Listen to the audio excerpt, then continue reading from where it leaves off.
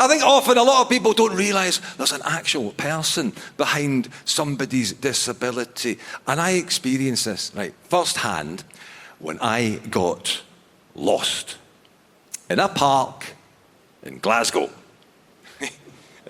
I came off the path. I was in the bushes. Right, looking like a proper creepy weirdo. And I heard this guy aggressively running over at me, shouting, "Oi, you!" And I turned to face him. And he stopped dead in his tracks, went, "Oh, sorry, pal. Didn't see the stick. Thought you were a pest." You do know that's a pig guy.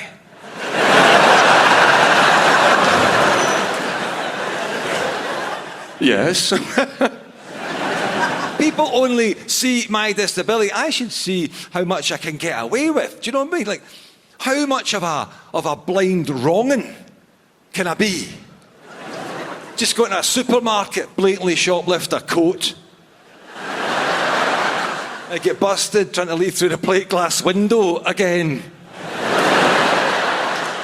Security guard. "Excuse me, sir, is that your coat?"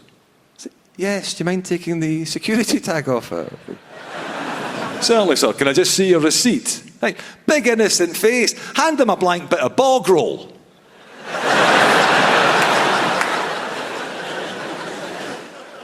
I bet he's not got the heart to say anything apart from, "Right, that's fine, have a nice day." But I still maintain, no, it is an excellent time to be disabled. In fact, now, in some areas, right, too good. To the point, I'd like to finish this evening by asking you lovely people of the Apollo a favour. Could you please, right, stop modifying sport so I can take part? It's now getting harder and harder to moan about being excluded when I am always being made to feel so very welcome. Not everything has to be accessible. There's a message. Being blind is a brilliant reason not to have to do something. Because this guy asked me if I wanted to take part in a game of football. You cheeky bastard. "Oh, I'm going to guilt trip you, my friend.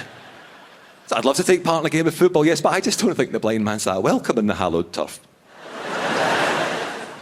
Not realising blind football, it's an established sport. What sick prick came up with that? 22 blind lads running like fuck at each other. They're trying to kick a ball with a bell in it.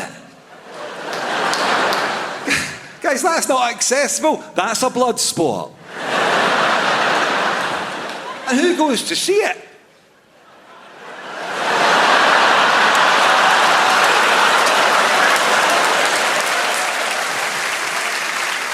But I did.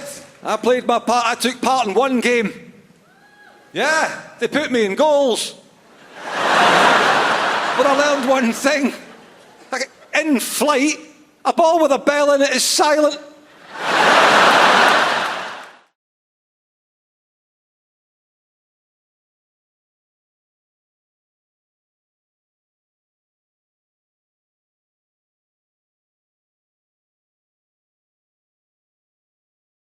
So I'm a single mum, right? And whatever people say, it is different than being a single dad. Because women see single dads and go, "Oh, he's so good with his kids.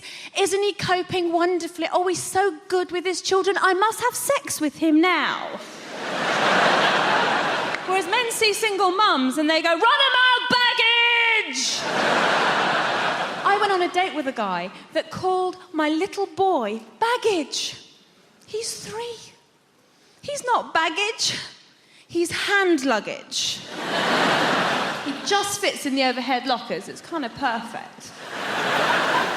Recently, my brother said, look, Shap, you've been separated for ages now. You really need to find yourself a new fella. Why don't you go on the internet? Because my brother found his girlfriend on the internet. I think it was eBay. So I joined an internet website, and to my surprise, right, on the online form that you had to fill in, one of the things you had to tick to see who you wanted was racial preference. And it said white, Caucasian, 3 boxes, not important, decidedly important, absolutely crucial. And I thought that's a little bit weird because your photo's up there in the first place, so you can just be racist in private. You know, why hurt anyone's feelings, right? So I want to show you this. I wrote an email to the administrator of this website.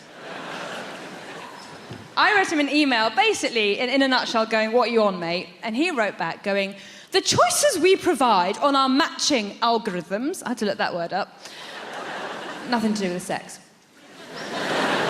are for our users to find the perfect match. They are in no way indicative of someone being racist at all. White, Caucasian, absolutely crucial. Right, so I wrote back going, shut up, a bit more coherently than that. And then he wrote back and said, some people are more stringent than others when it comes to finding a partner. Doesn't that sound like a real dig at me? Like, oh, you'd shag any old colour. We merely help them find the right person by enabling them to measure height, weight, occupation, level of income, and ethnicity. Thing is, height, weight, occupation, level of income, they're all things that can be measured. How do you measure ethnicity? I had no idea how to measure my own when I was filling out the form. I had to look on a Dulux colour chart. Turns out I'm natural calico. This correspondence went on for quite a while, right? And tell me if you think I went too far. Eventually, I sent him a copy of the Nuremberg race laws. I'm not saying that this website is a Nazi organisation. I just think we should nip things in the bud at source. He wrote back to me and said, Dear Shappy, I've enjoyed our correspondence. I have now noticed your name is Shappy Corsandi.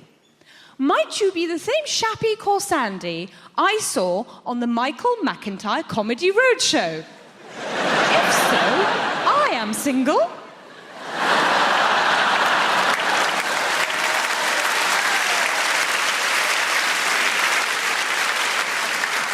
I wondered if you'd like to go for a coffee. Won't this be a funny story to tell our kids? Smiley face. I wrote back. I said, thank you so much for your email. I'm very flattered. However, I've noticed your name is James Chowdhury. Little bit too brown for me. The most sexually adventurous thing I ever did, I did it when I was single. When I was single, I ordered the #1 vibrator on the Love Honey website. And the Love Honey website is a sex toy website, for those of you pretending not to know. I kind of ordered it out of spite, right? Because one of my exes called me a prude, which I think is such an extreme thing to call someone. I don't think I did anything to warrant that. The only thing I can think of maybe is once I said that I don't like morning sex. That's not a big deal. That doesn't mean that I'm not sex positive. I just don't think you should do something that disgusting in the morning. Not whilst the blackbird is singing his morning tune.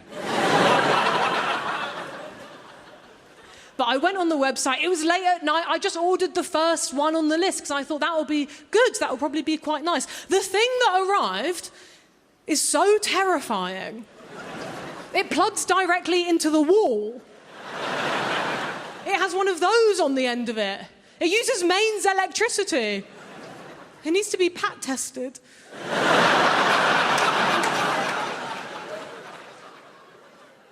I just find that so threatening, because I think what that's basically saying is, what I'm about to do to you couldn't possibly be done with a battery. I'm going to need that same stuff that powers your fridge. It's huge. It's bigger than this. It looks like a piece of farming equipment from the Industrial Revolution.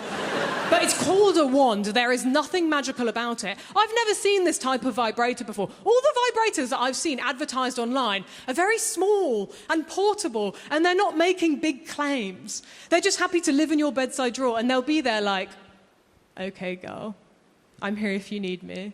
Like, if you and your partner get, like, super, super drunk one night, maybe you could experiment with me for a little bit. Honestly, I might not do anything, but I might speed things along for you a little bit. Either way, no worries if not. Whereas my vibrator is just next to the bed like, do you want to meet God? Not really. It doesn't even fit in the bedside drawer. It's just curled up on the floor like a python. And after it arrived, I was like, is this the right thing? Because I checked on the website, because I thought maybe it got mixed up with like an order meant for Guantanamo Bay. It was the right thing. Not only that, I read the description for the first time. It said in the description, this is the world's most powerful vibrator. I don't think I need that. I need absolute max, a whisper on the wind. The world's most powerful vibrator. You shouldn't be able to buy that without a license.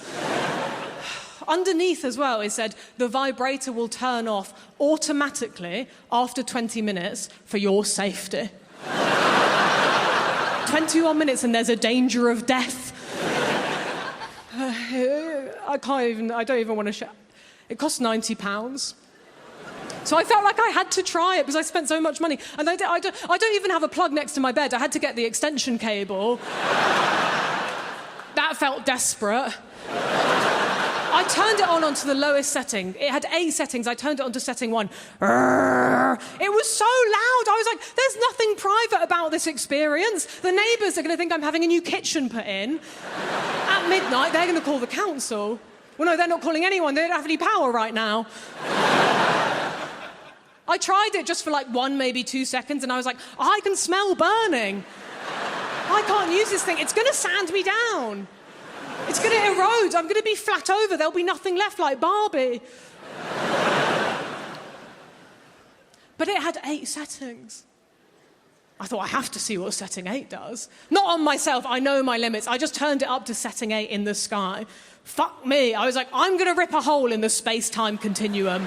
American consumerism is based on just taking out late-night ads and pretending that you're mentally deficient. Just screaming at the top of your voice. Come on down to Wally's World of Mortgages.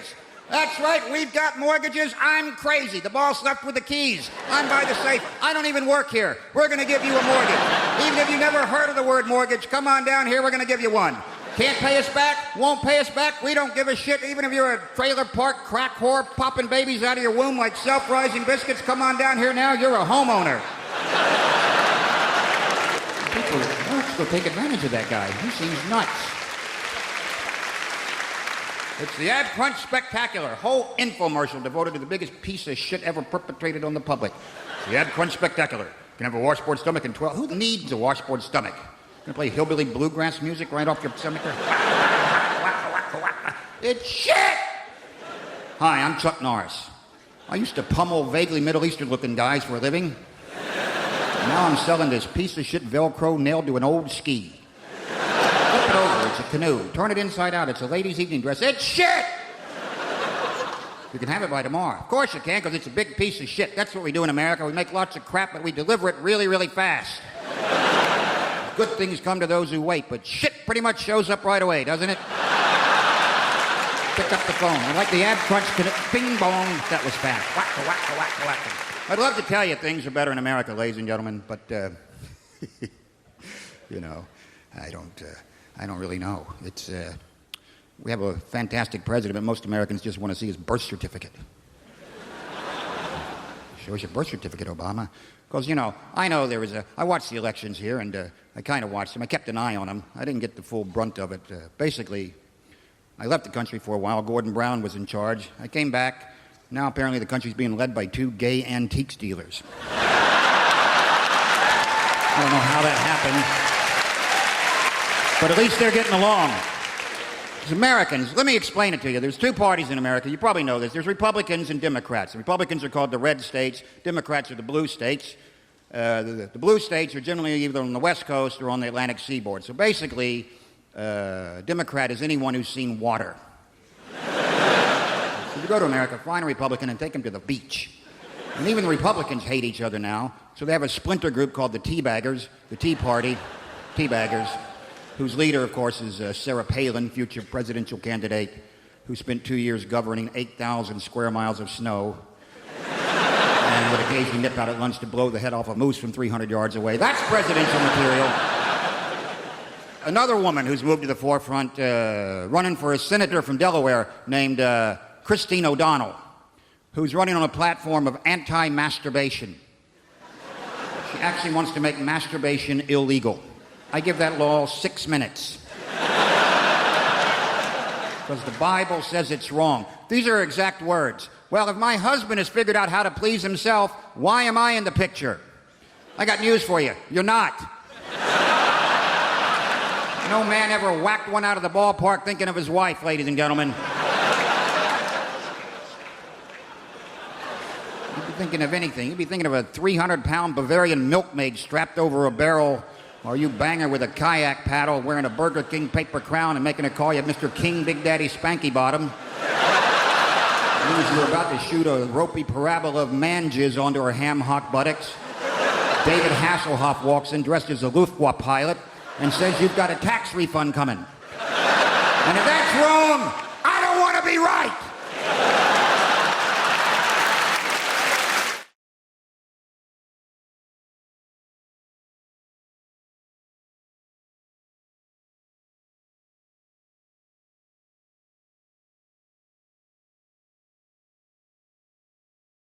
That have come out of this pandemic. I do. And I think one of the major good things that's come out of it is how we've embraced new technology. Isn't it? Because it's just unbelievable. Who knew what Zoom was 2 years ago? None of us. Like last week, I had to do a speed awareness course online. Now, you should be doing that on something called Zoom, but that's the world we're in now. It's the world we're in. I've got a phone that can recognise my face. That already makes it better than my nan. Come on! I embrace new technology. I do, because could you imagine if this pandemic had happened like 30 years ago? No internet, no Zoom, no Pornhub. I don't know why I looked at you, sir, but I did. Because I think we've forgotten, here in 2021, we've forgotten what really being bored feels like. Like proper bored. My friend's little boy said the other day he gets bored waiting for an app to load. Fuck off, mate. That is not boredom, is it? I'm talking Sunday afternoon in the 80s. That was boredom. When it was raining, you'd read every book in the house. I grew up in Maidstone. That's a Mills and Boon and an Argos catalogue. Your mum's watching something black and white on the only telly in the house, so you listen to your Walkman for a bit, but the batteries are dying, so Madonna's Like a Virgin sounds like Barry White singing it. You can't go and buy more batteries, can you? You can't, because all the shops are shut. And I mean, all the shops are shut, even the petrol stations are shut, and then when you think your day can't get any more tedious, your dad would go, get in the car, everyone, we're going to go and visit someone. That's what we do, isn't it? On a Sunday afternoon in the 80s, we would visit people for no reason other than to ruin their day. Do you know what? Young people don't believe this when you tell them. We never told them we were coming. Could you imagine doing that to someone today? They'd be livid, wouldn't they? We used to spend every Sunday with people wishing that they'd hoovered and we'd fuck off, didn't we? I'm right, aren't I? The only people who phoned ahead in the 1980s were the IRA. Fact.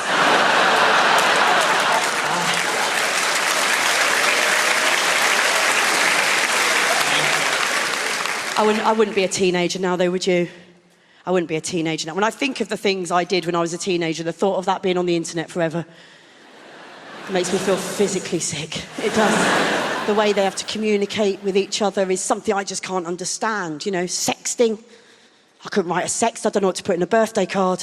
When I was a teenager, if I wanted to leave a sexy message for a boy, I'd have to ring his landline and leave a message with his mum.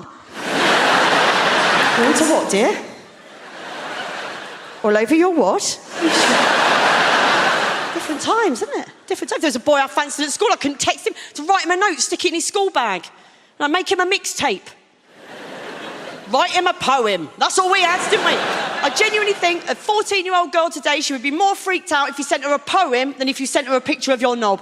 A poem would freak her out more. what? She'd be with her friends going, I mean, it was like a song, but it wasn't a song.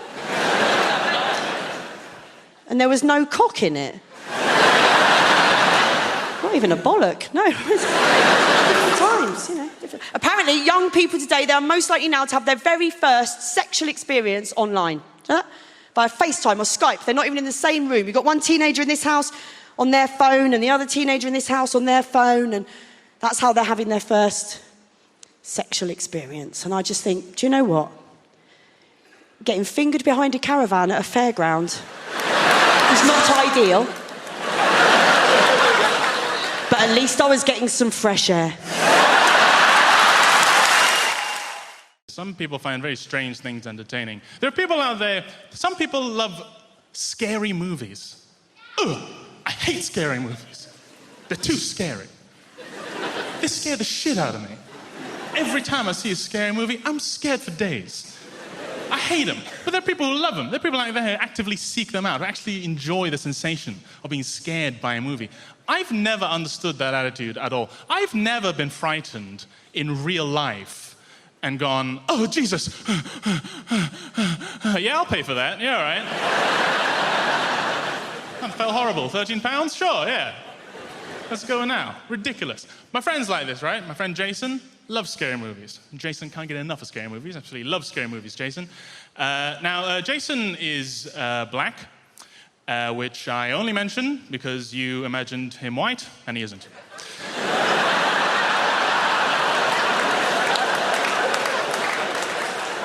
That's it.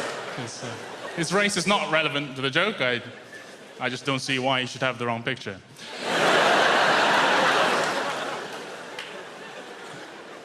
But Jason loves scary movies, and he's always trying to get me to go see him with him, go to the cinema and see scary movies with him. I'm like, Jason, I don't want to pay money to feel worse. That's an illogical exchange. That's a bad transaction, Jace. I don't want to do that. I was thinking about it. It's such a first world privilege. Don't you think? To enjoy scary movies. What a first world Western privilege. I mean, how comfortable is your life that you have to go out and buy a ticket just to know what it's like to feel under threat? You know, no one in the Democratic Republic of Congo saw The Grudge, you know? They don't need that shit. They got real life stuff to deal with. I guess it's a masochism, right, to enjoy a scary movie. A masochism to derive a pleasure from a pain. And I understand masochism, I have to say I do, because I love spicy food. Love spicy food. It hurts me, I'm a little Asian god, but I love it. And if you think about it, spicy foods are actually a lot like scary movies, you know? If it's good, you feel alive. If it's really good, you shit yourself. What else about me? I'm 26. I'm 20 goddamn 6. People often think I'm older, because although I am 26, I look terrible. I look gross and old, I guess. Mothers, lock up yourselves. Old Wang's on the prowl. He gonna get you. I'm a bit fat, I suppose. I don't look great. I'm a bit fat. I don't struggle with my weight. People my shape and size often say they struggle with their weight. They're always very sad. Oh, I struggle with my weight. Oh. I don't struggle with my weight. Struggle implies that I fought back at some point. I didn't. I helped. I was very much an accomplice to my weight. I was no barrier of entry to my weight. My weight knocked at the door and said, can I come in? And I said, can I keep playing video games and touching myself? And my weight said, yeah. Oh, come in! Take off your shoes, though. Chinese house.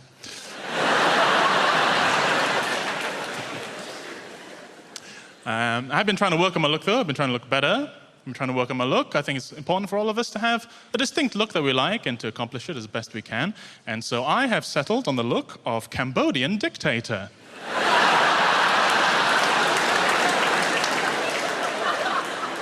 It's a pretty strong look. It's been getting me a lot of respect recently. Mainly from Cambodian people. But then I got fun shoes at the end. Racist people think that I'm barefoot, but there you go. I think we've got a problem. I think we're using the word Muslim far too quickly to describe people doing atrocities when they don't represent Muslims any more than I do. And I think we should be using a more accurate word for those people, which I'm going to argue is knobhead. It's a political rally now, don't worry. There'll be levels of knobhead. Oh, she's lovely. I think she's despicable. No, I don't have a problem with Muslims in Birmingham at all. Happy to have them. I think they add to our city and to our culture. I think the big problem we have in Birmingham, it's happening around the country, actually. We have a lot of artisan coffee shops. You know the sort of places I'm on about, like Shoreditch is full of them, kind of like distressed wood, that kind of thing. And they serve flat whites, and they'll say things like, we support local artists. And you know that because the art on the wall is shit. Dozens of Birmingham, they're all shit. Oh, no, there's one I quite like. I can't say the name for legal reasons. They do an avocado and feta smash. It's a very aggressive word, I feel. What is essentially pressing with a fork.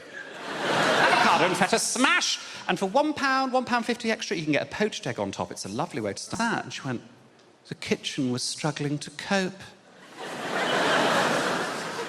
When I hear the phrase, struggling to cope, I think of, I don't know, a single mother trying to juggle a career, childcare, heartbreak. I don't think of someone cooking a fucking egg. So I'm boycotting them now, boycotting them. Oh, we've got a 24-hour Starbucks as well. Nobody asked for one. We've got... It was actually quite romantic how me and my boyfriend met. It was through a friend in a park.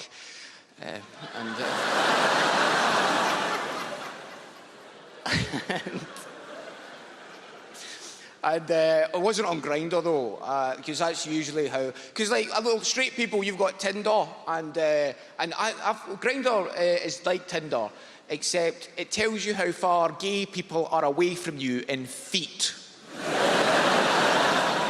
It's like, why would you ever need to know on your phone how far a gay person is away from you in feet, like some kind of sat-nav to find them? If anything, Grindr should be for homophobes. If you're terrified of gay people, that's a handy application to have on your phone. Just walking down the road going, oh, Jesus, I'm not going that way. Oh, my God, I'm surrounded. How'd you get out of this church?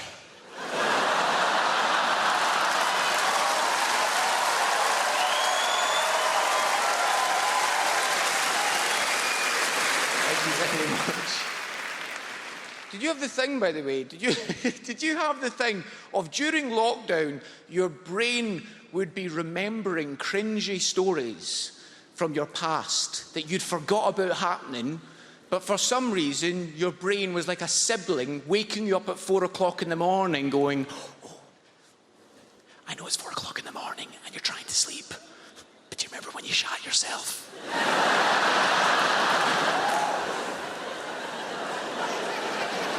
I'll be back in an hour with another one. Because some of the date stories I was remembering, I was like, oh no, that was horrendous. I can't believe I did that. Because on dates, I would get so nervous that I would do stupid voices to try and make them laugh, which is cute, but not sexy in the slightest. Nobody's ever gone, I didn't find him attractive. And I thought, no, I'm not going to go back to his. But then he did Kermit the Frog, and immediately I was turned on. You want to come back to my house with Kermit? It'd be really hot. And on a date, a guy told me he was a massive Lord of the Rings fan. And when he told me that, I thought, I'll save Gollum for dessert.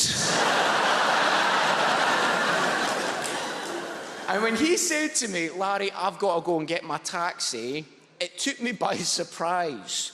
And instead of going, oh, before you go, I've got this wee Gollum impression you might enjoy, instead I panicked, dropped my cutlery and grabbed his hand and led him out of the restaurant as Gollum. This is the last thing he can remember of me, and everyone else in the restaurant can remember of me, is me going, "Come with me, master." Stupid fat hobbit needs to go and get a taxi. Oh, but no, we don't want master to leave us. Precious master, don't abandon your Smeagol. And halfway through doing it, I became more self-aware. And I looked up at him and I thought, he's not finding this funny at all. But I thought, it's going to be weirder if I stop halfway through. Because if anything, that's more creepy, going, "Master, please don't leave me, no." Nice meeting you, man. Let's do this again sometime.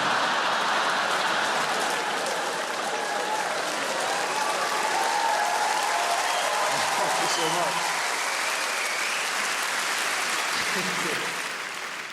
I love football. I love almost everything about football. There's one thing I don't like, and that is the sexism. Like, obviously, that's a little bit difficult. Because there's still a certain type of bloke that seems to think that, like, I can't know as much about football as he can, right? It's like he doesn't think I've got time to both watch Match of the Day and buy sanitary products. But the key thing about that is you stockpile in the summer.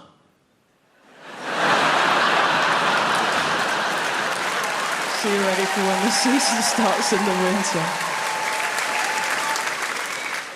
I love these guys, though. I call them the proper footballing geezers. You've probably seen them knocking around. They're big guys, massive fucking heads, big thick neck veins where they store all of their repressed emotions. Weirdly, they're always very active on Twitter for some reason. And they'll always have a Twitter handle which is like @MillwallMike69. And then you'll click onto their Twitter profile and their bio will always say something like, "Love my kids, hate nonces." And you're sort of thinking, come on, mate, pick a side.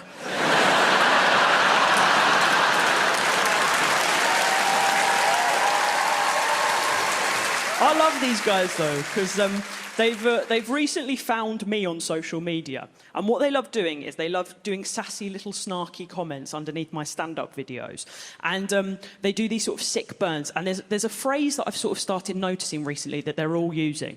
So what they've all said under my stand-up videos is this phrase. They say, "Lewis Capaldi looks like he's let himself go." Which pisses me off, because Lewis Capaldi's already let himself go.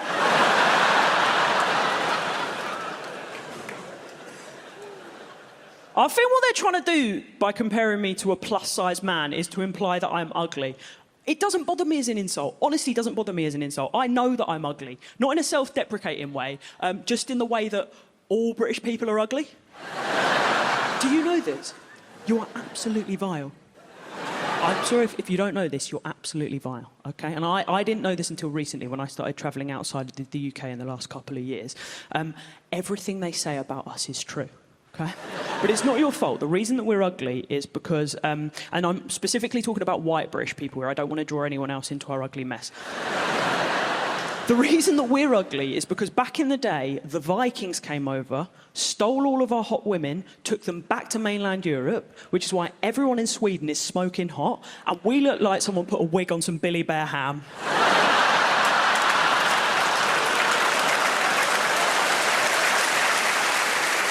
But it had an amazing reaction, because it meant that we had to develop great personalities. Because you never heard someone go, "This is my Swedish friend, he's a laugh."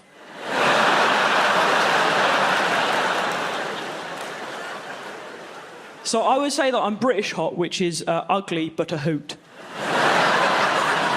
So I love football, as I say, and I kind of get these blokes that are a bit toxic, because football makes me toxic too. I do worry about my toxicity, though. Like, I've got a girlfriend now, and I don't let her watch me watch the football, because she saw me watch the football once, it almost ruined our relationship before it even started. So what happened was, she came into the living room, she said to me, "Chloe, why are you laughing?" And I had to explain that Chelsea had just gone 3-2 down, and the camera had panned to a crying child.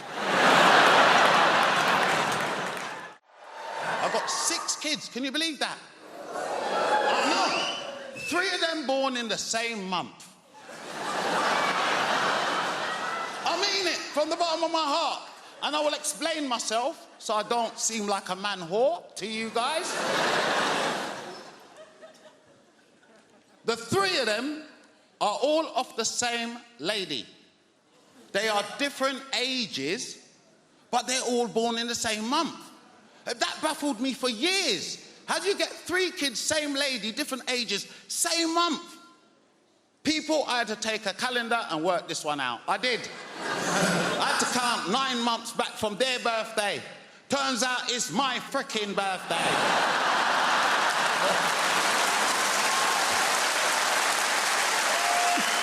These are my little birthday presents, don't you know? You lot can clap and laugh and everything. When is my birthday now? I don't want no punani. She can keep that shit. That's expensive fanny right there, innit? There's a lot of stuff I liked about parenting, and there's a lot of things I didn't like doing. I didn't like doing shit like, for instance, the school Christmas play. Have you not ever been to a primary school Christmas play? What a load of shit. It is. Come on now, there's no kids in here. What a load of shit. If you've never been, I'll explain. First, they usher you into the assembly hall. And they sit us down, big grown folks, on them little miniature chairs. You ever seen them? Look at the size of me, I can't fit in one. They either do that or they sit you down on that long apparatus bench. Remember the long? That's what they sit big people down on for hours. So by the time you try to get up, you've got rigor mortis in your back.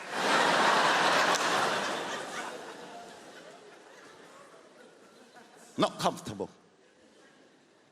2, I've noticed of recent, these kids don't seem to rehearse their part they got in the Christmas play. Do you remember when we were younger? Everybody wanted a part in the Christmas play. Whether it was the top part or you could be a tree, it didn't matter.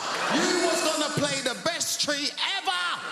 You'd be in the front room like a dickhead for hours swaying. Asking Mum, how does that look? How does it look, Mum? How does it look? But we practice. And then they start singing. Fucking horrendous. It is. I don't care what you gotta say. It's horrendous. They're out of tune and everything. You think, what kind of production is this?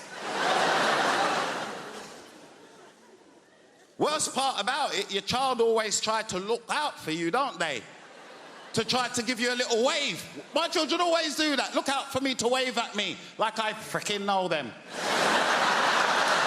know what I mean? You're your mother's child today, boy. That's like that, innit? This embarrassment. Mums, you lot love it. You lot video it all the time. That's like, don't send me that bollocks. Send it to your mum and your sisters. They are. Didn't enjoy that. Didn't enjoy them cooking at school and bringing that poison home for me today. Do you know what I mean? I know, it's poison. Don't eat from these kids. They're looking early inheritance. Don't eat from them. Don't eat from them.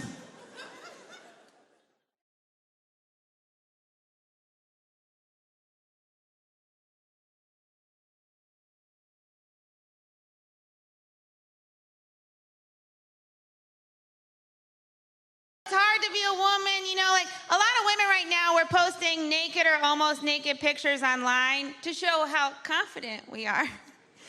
And in all the comments, other women will be like, you are so brave. Well, I really just think that means not a model. Also,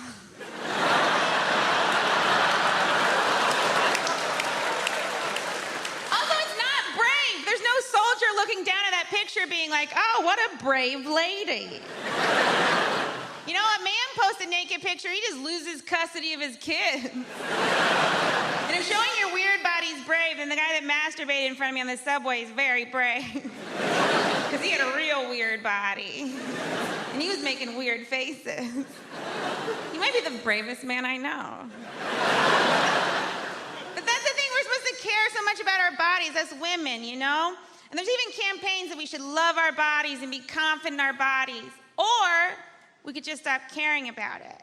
Because you know who doesn't care about their bodies? Men. You You know what men are? Successful. Men are presidents, men are CEOs. You've never heard a CEO go, I want to get profits up and keep costs down and love me for me. 3 p.m. we're going to have a meeting about how I can accept the fact that I have my mother's thighs. You know who should care about their bodies? Men. You have weird bodies, men. You're gross. Your balls are gross. I've never seen a guy be like, oh, I can't wait to get his pants off and see that weird bag of stuff between his legs. What is it? It's like when you go to a haunted house and you stick your hand in a jar, you're like, please be grapes. Balls seem like a real god whoopsie. It's like when you're putting together furniture and you got a couple leftover screws and you're like, well, those were supposed to go somewhere. I guess I'll hang them from a satchel. Even the name sounds like a mistake. What are you gonna call them? Scrotum. Okay. This is how you knew God didn't care about balls at all. Everything else important, he covered in bone. Balls, he was like, let them fly. You are so lucky we get our faces near them. If a woman puts your balls in her mouth, you should pay her a lot of money. And not in like a prostitute way, and like a, I don't know how else to say thank you. This is a very nice thing you just did to me. And you didn't get any pleasure out of it. There's not a single woman that's like, that's what does it for me. You were more of a saint than Mother Teresa for that. There's no way she ever did it. I get one wrinkle, my career is over. I had to put paint on my face just to leave my home. And you guys get to walk around those wrinkly, dangly bags of crap. You should have to put makeup on them. Or at the very least, googly eyes. I don't know if that'd be better or worse, it'd be fun. He's happy, he's sad. He lost his boner. And I don't know how we ever let you guys get away with calling our boobs saggy. Your balls are saggy. You should wear a bra. And you make it fancy.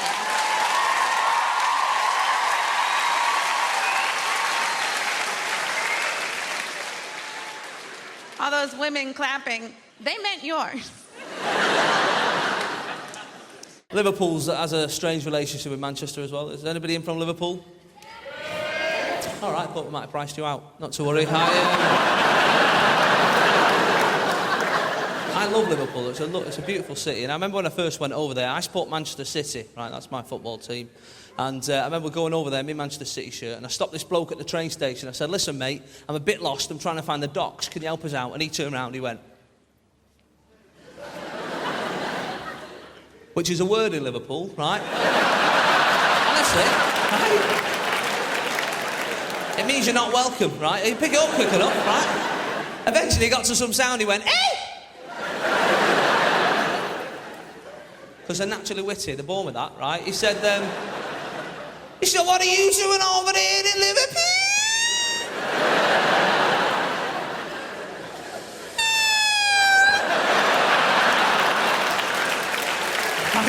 I love him. I do. Now, at that stage, you're tempted to say calm down, but that makes things worse, right? You don't like that. I was very brave, though. I looked in the eye and said, listen, I asked you for directions, officer. You are bang out of order, mate. Keep it down with it.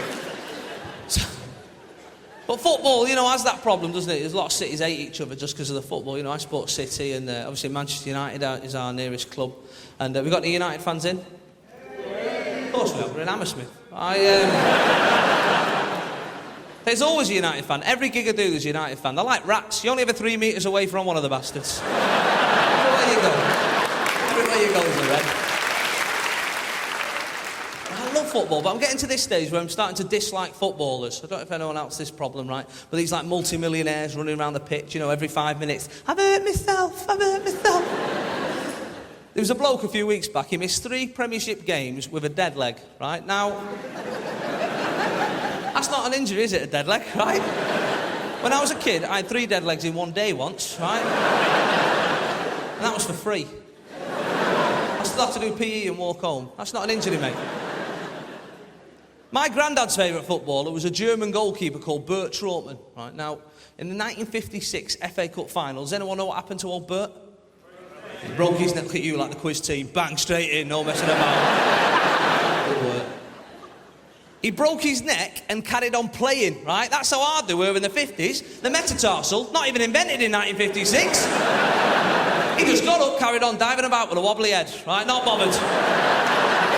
Not bothered. Not these days. It's the fans keep shouting nasty things at us.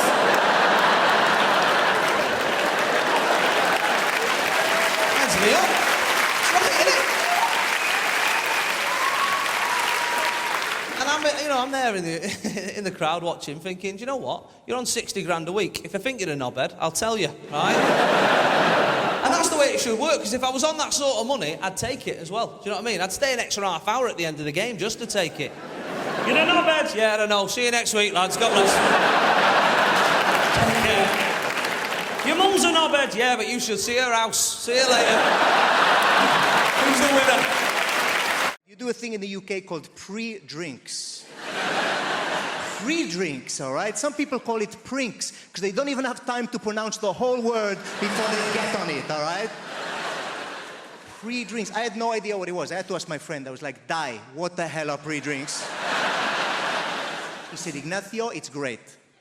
We drink at home before we go out to go drinking. I said, that is the stupidest shit I've ever heard in my life. I said, why would you do this? He said, you know, just to warm up to get ready to go drinking. I said, that doesn't make any sense, all right? You don't do it for anything else, do you? You don't go, we're going to go to the cinema, pop a fucking DVD in before we go to the cinema.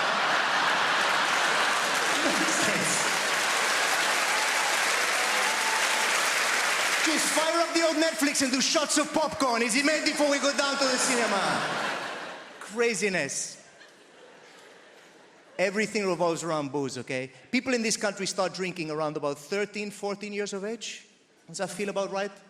13, 14. Some of you, depending on where you're from, younger, some of you older, all right? I get that. But I came over, I visited as a teenager, and I found out the way it works, all right? I was trying to fit in, and they were like, right, what we're gonna do, we're gonna go down drinking in the park, all right? We're gonna go drinking in the park as teenagers, all right? I was like, right, they go, right, we're gonna steal booze from our parents, and we're gonna go down the park, all right? It's like, okay, no problem. So I showed up to the park, all right, feeling like Jason Bourne or something in my backpack, and I think, pull out the stuff, all right, what's in there? They were like, what the hell is Rioja?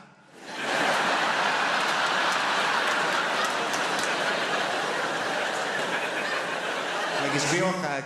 Does anyone have a corkscrew, actually? Because otherwise we're going to be for a while.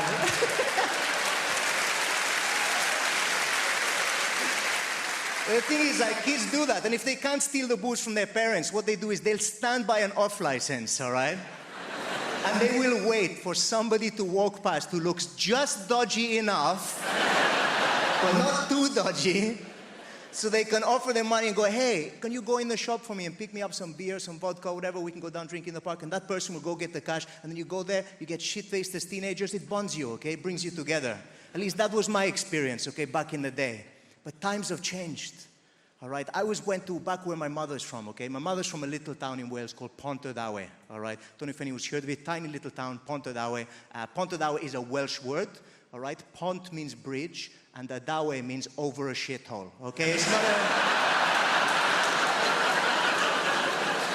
a delightful place to move to from Mallorca, is what I'm trying to say. Right? My mother hates that joke. She's like, Ignacio, please stop saying that.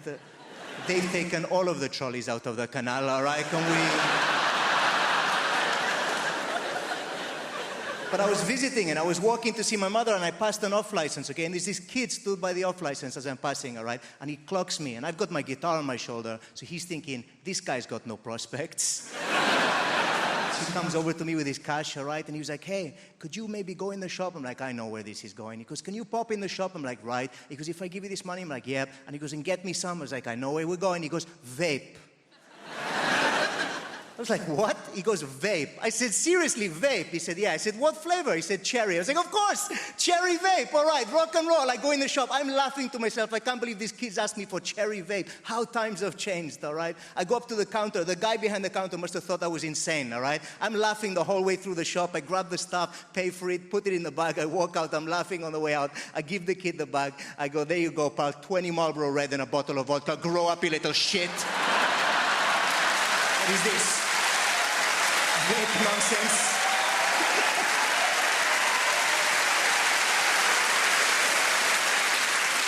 We're very fortunate. We had a wonderful time in our life. I became a dad 18 months ago. Thank you very much. Yeah, he's actually 9 years old, but I've only just started getting involved. The hard work's done. I'll step in now, I think. No, he's a baby. He's a wonderful boy. It's stressful, very stressful. Not for me, for my little boy. Very stressful being a baby. His socks just fall off all day.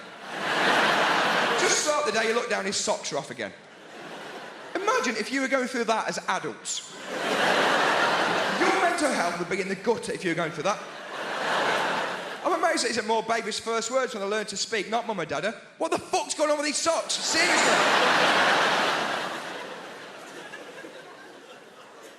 Mad being a baby. My little boy, he's 18 months old. He's got 3 xylophones. Why would anybody need 3 xylophones? There's professional xylophone players with less xylophones than this kid. I said to my wife, I said, why has he got 3 xylophones? She goes, oh, he likes to play one in the bath. That's some kind of eccentric billionaire. What is going on here?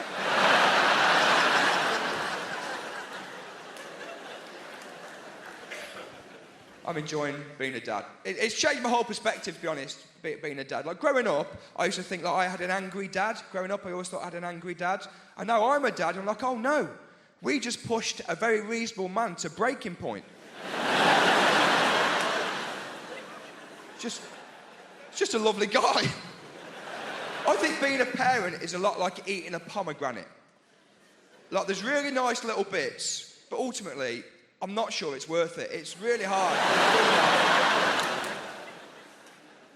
People give you mad advice as well when you have a kid. My little boy, actually, he's about a week old. I was holding him. And my mum, actually, she said, Josh, just think, that little boy you're holding there could go on to be anything he wants to be. He could be a top doctor, a politician, an astronaut.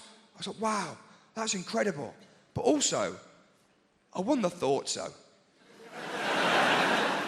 An astronaut, from me to an astronaut in 1 generation. That's a hell of a leap. I went to the pub the other day. It was a push door. I was pulling it. I thought the pub was closed. I just went home. I could see people inside. Well, how have they got in there? What's going on? NASA are not knocking down my door. I don't think he'll be a politician either, because he's going to go to the same shit school in the Midlands that I went to. And politicians, they all go to the posh schools, don't they? And people don't like that. They say, oh, politicians, they all go to the posh schools. I think that's okay. I think that's fine. I don't think you'd want anybody from my school being in charge of the country. Maybe this is very progressive, but I think if you learn maths in a porter cabin, don't get involved in government. I don't know. If you learn about history by watching Blackadder on a wheeled-in TV, stay out of it. I can't wait to get old. I'm looking forward to getting old. Old people can do what they like. You see any old person, they do what they like. I was on the bus the other day, this incredibly old woman got on, she went straight up to this guy who was sitting down and said, how old are you? This guy was like 37. She said, I'm 84. Get up. I was like, oh my God, she just invented human top trumps. This guy missed a trick. He should have demanded another round. Be like, all right, old lady, what's your top speed? No chance. I think the worst thing about having a baby, without a doubt, the worst thing about the whole pregnancy, I'd say even more painful than labour, was telling my parents that I was pregnant. Because my parents never talk to me about sex. They just never did that. I mean, to be fair on them, I think they operated on a need-to-know basis, and given I had a head brace till I was 17, they thought, do you know what? She doesn't need to know. But the only time that my mum ever talked to me about sex, she once sort of in passing said, oh, by the way, when you make love to a man, put a towel down first. That's it. Both practical and disturbing. Put a towel down first. That's what she'd say. Put a towel down first. I thought, it's given me a pathological fear of sun loungers ever since. And my parents' towel collection. But I swear, I knew nothing about sex as a teenager. I think the closest I came to having sex at that time was when I was doing lengths in a local pool and a man accidentally butterflied over me. I mean, I lost my virginity so late in the end that when it finally happened, I wasn't so much deflowered as deadheaded. But I wish I was sexually confident, like in my 20s. Love to be like that. Love to be a player. You know what I'm talking about? We all know people like this, people who are going to go like, I'm going to go out tonight and I'm going to get laid. I would love to be like that. I'd love to be the sort of person who could just walk into any nightclub with my towel.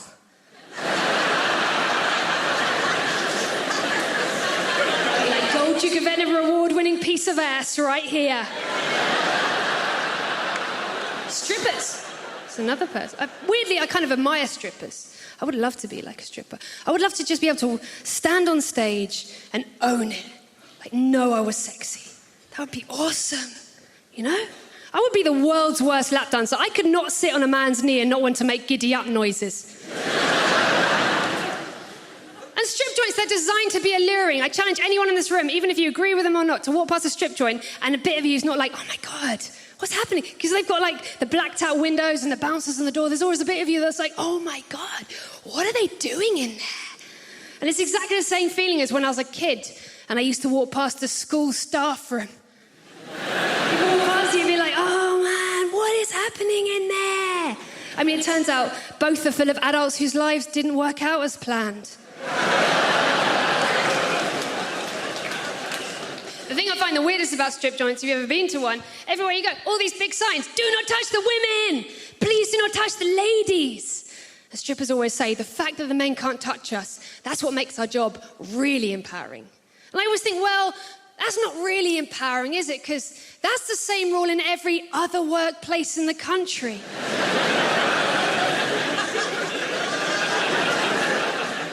You don't walk in a shop and it says, welcome to Tesco's, don't finger the staff.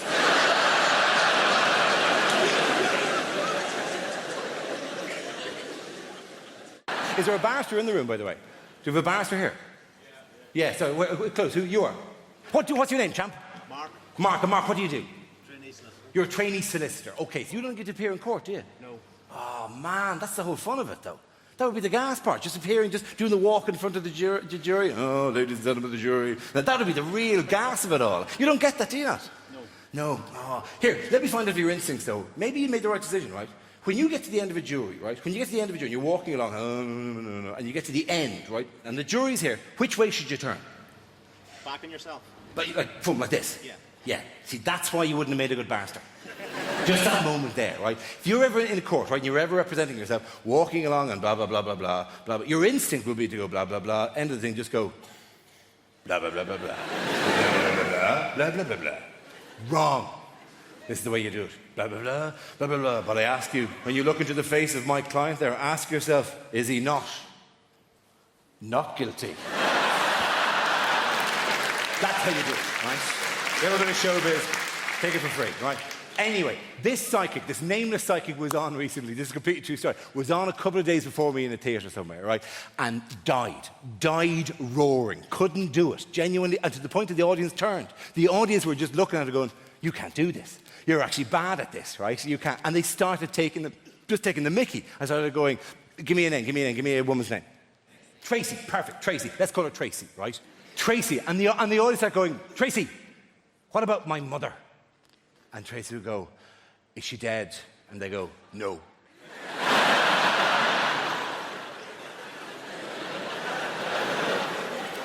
And another voice went, Tracy, what about my sister? And one goes, is she dead? And we go, no. And eventually someone goes, Tracy, what about my father? And she goes, is he dead? And the voice goes, yeah. And he went, oh, Ace, no. Something is coming through. Something is coming through. And the voice goes, no, he's here. Sorry.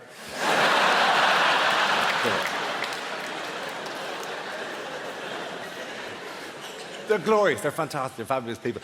So we had that chat with Andy. We talked to James again. We talked to Julia there. The one person I really wanted to talk to was, well, actually, there's a few, but Melissa from the property shows. Where's that? Hello, how are you? How's yourself? Good to have you here.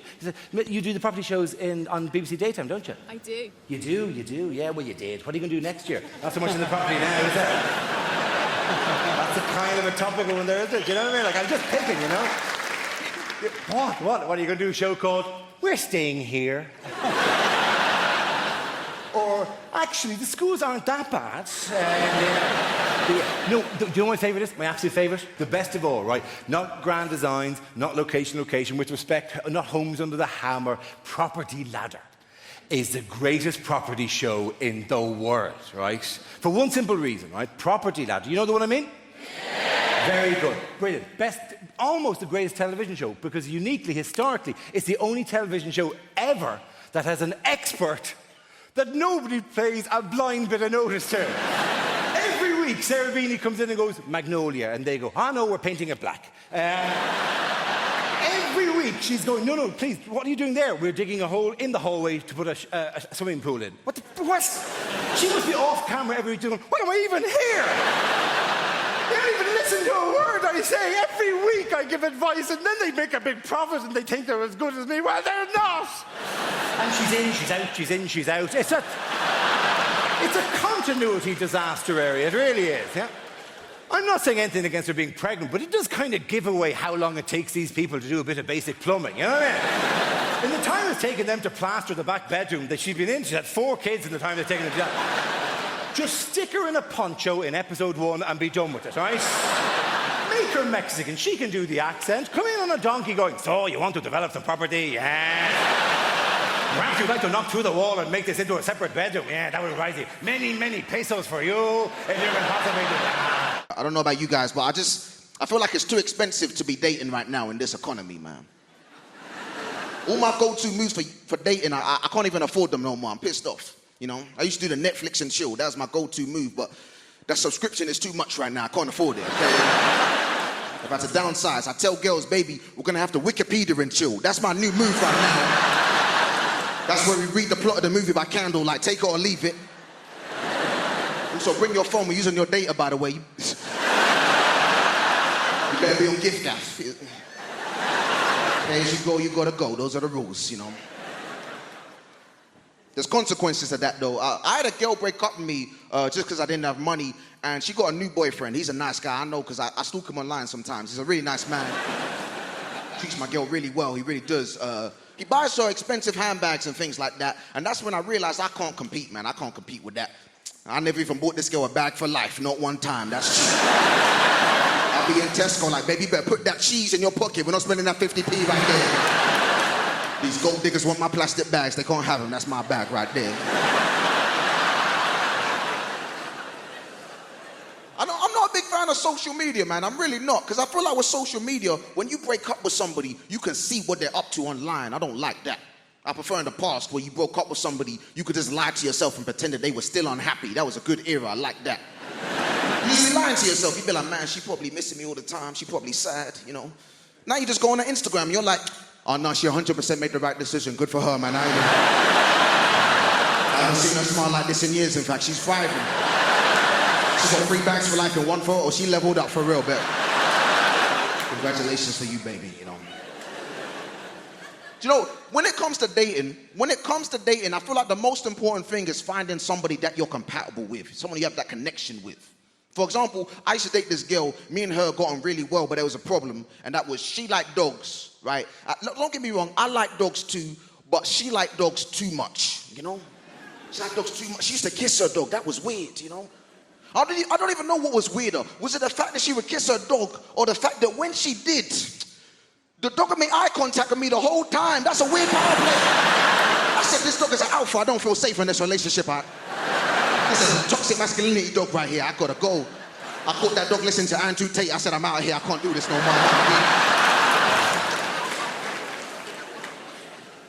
I've been reading up about that. That's the new thing, toxic masculinity, man. You know, I keep hearing women say men are trash. You know, I don't think anybody's asking the important questions. Are they recyclable? I feel like that's the kind of stuff we gotta ask. Can we make this toxicity carbon neutral? Maybe, I don't know, you know. I like to think I'm a good guy, but even as a good guy, I make small mistakes sometimes, innocent mistakes. You ever been in that situation as a man, a really awkward situation, you're walking home late at night and there's a woman in front of you and it's dark and there's a lot of tension in the air. You can feel the tension, right? Obviously, I can understand why the woman's feeling tense, but I'm feeling tense too, okay? I'm a good guy, I just want that woman to relax, we both go about our day.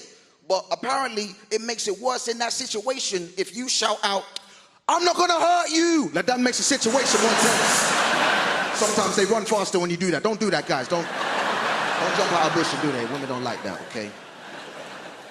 One time I was walking behind this woman late at night. I know it sounds like there's a pattern emerging. I'm not doing this on purpose. Just both go off the night bus at the same time. It's unfortunate, you know.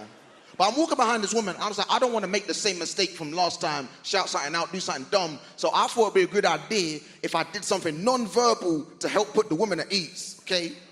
I thought it'd be a good idea if I started whistling at night because I thought that would make the atmosphere more jovial. No, it doesn't. Makes it way creepier to my surprise, actually. Especially if you're like me and you don't even know how to whistle properly. So then you're just a guy who's blowing in the wind in the dark real slow, like. Look like a creepy dinosaur, you can't do that. Sometimes people come up to me after shows and say, I don't like female comedians. They talk about sex too much. I say the reason why women comedians such as myself talk about sex all the time is because, well, sex is one of the few things men allow us to participate in. I am an identical twin. I know. I get asked, how do people tell you apart? And the answer is it's pretty easy because I live in London and she's dead.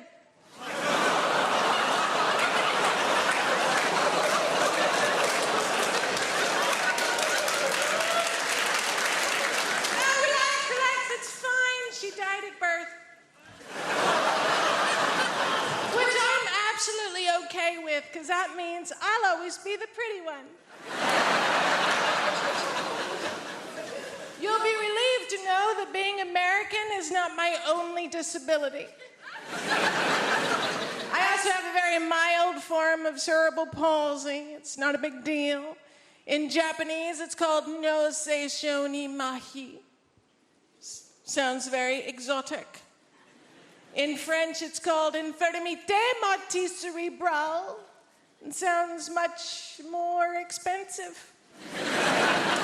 I was going to learn how to say it in Russian, but Putin's not my president anymore, so. All it really means is I can't use the muscles on the right side of my body very well, even my face to a certain extent. God help the man hoping for a return on a left cheek kiss, because I will bite your face off.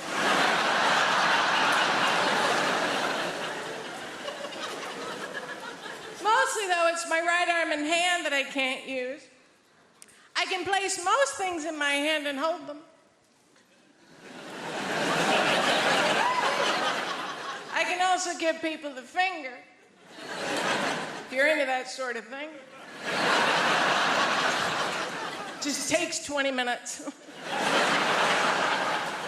And when I walk with a limp because I like big dicks if I can not. I do. My mom, she feels responsible for my disability because she is. I don't want you to get the wrong idea. I love my mother very, very much. If it wasn't for her, I wouldn't be a comedian. But I would be able to use both hands. I moved to London 5 years ago, but I've been coming to the UK every summer for years and years before that, because I fucking love you guys. I do. I genuinely cannot get enough of you and your no-can-do spirit.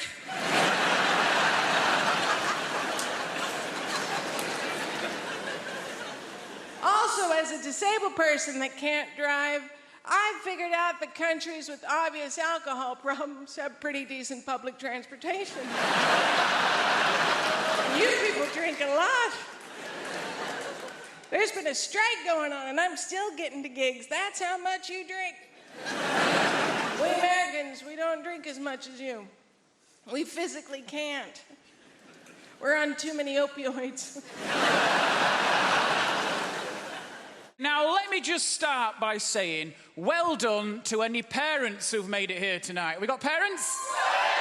Because here's what I've realised. If you've not got children, you're just here. It's easy, but if you're a parent, this is everything. This will have been in the diary for months. There'll be parents in here tonight, don't even care about the show. They're just enjoying sitting in the dark for a bit. That is like a spa day for some of them. I can see them now at the back just going, this is so good. Don't make me go back, John. Don't make me go back. I get it, okay? I've got 2 young children. My youngest one, Sophia, she's 5 now. I mean, I say she's 5. She's 3 when we go swimming. I'm not an idiot. 4 on a bus, 3 on a train. That's the system, isn't it? I'll be honest, she hasn't got a clue how old she is now, that one. She's so confused. Every birthday is a genuine surprise for all of us. This kid wandering round. How old am I today then, Daddy? Depends what we're doing, darling, doesn't it? Have you checked the spreadsheet? You said Alton Towers. Right, well, getting that baby grow looks small, all right? Not paying 48 quid for you to go on some teacups, that way, mate. Come on. What does Daddy say? Well, get on board with the fraud. There's a good girl. Now stop talking. We're trying to breastfeed you. Listen. You go through that turnstile with a 5-year-old hanging off your tit. They ask no questions. I've got one. Why does she have to bite me? But so she's a great kid. There's just a lot of admin when your kids are that little. Have we got primary school teachers amongst us this evening?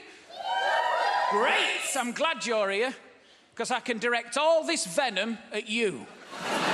Because here's my problem. My daughter brings home stuff she's made every day under people like you. And I just want to say on behalf of all the parents here tonight, just stop it. We can't deal with it anymore. You don't see it at your end. You just keep sending it.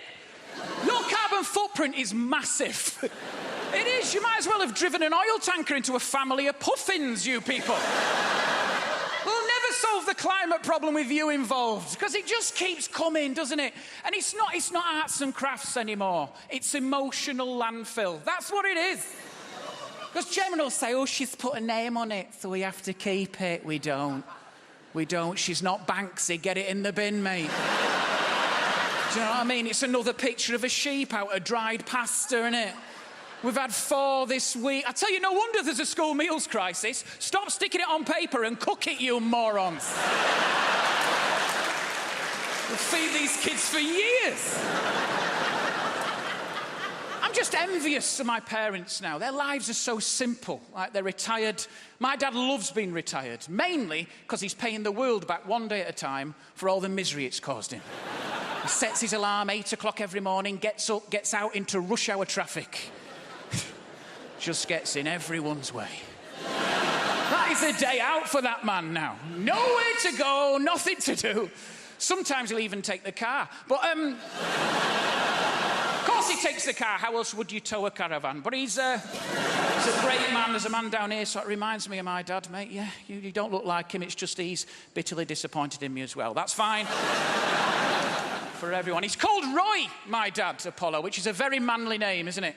Like, people called Roy come out the womb already able to grout a bathroom. That's how hard that name is. He was born by caesarean section, my dad. I reckon the first thing he did was turn around to his own mother and give her a quote for the damage. Just came out with a pencil. That's all right. We'll plaster over that. Don't worry. See you next week.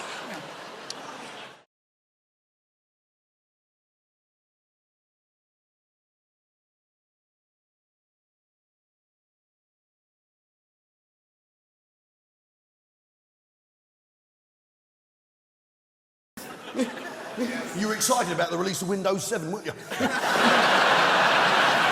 You're not normal, are you, Will? That's what it boils down to. And you worry me, and I'll tell you why. Yeah?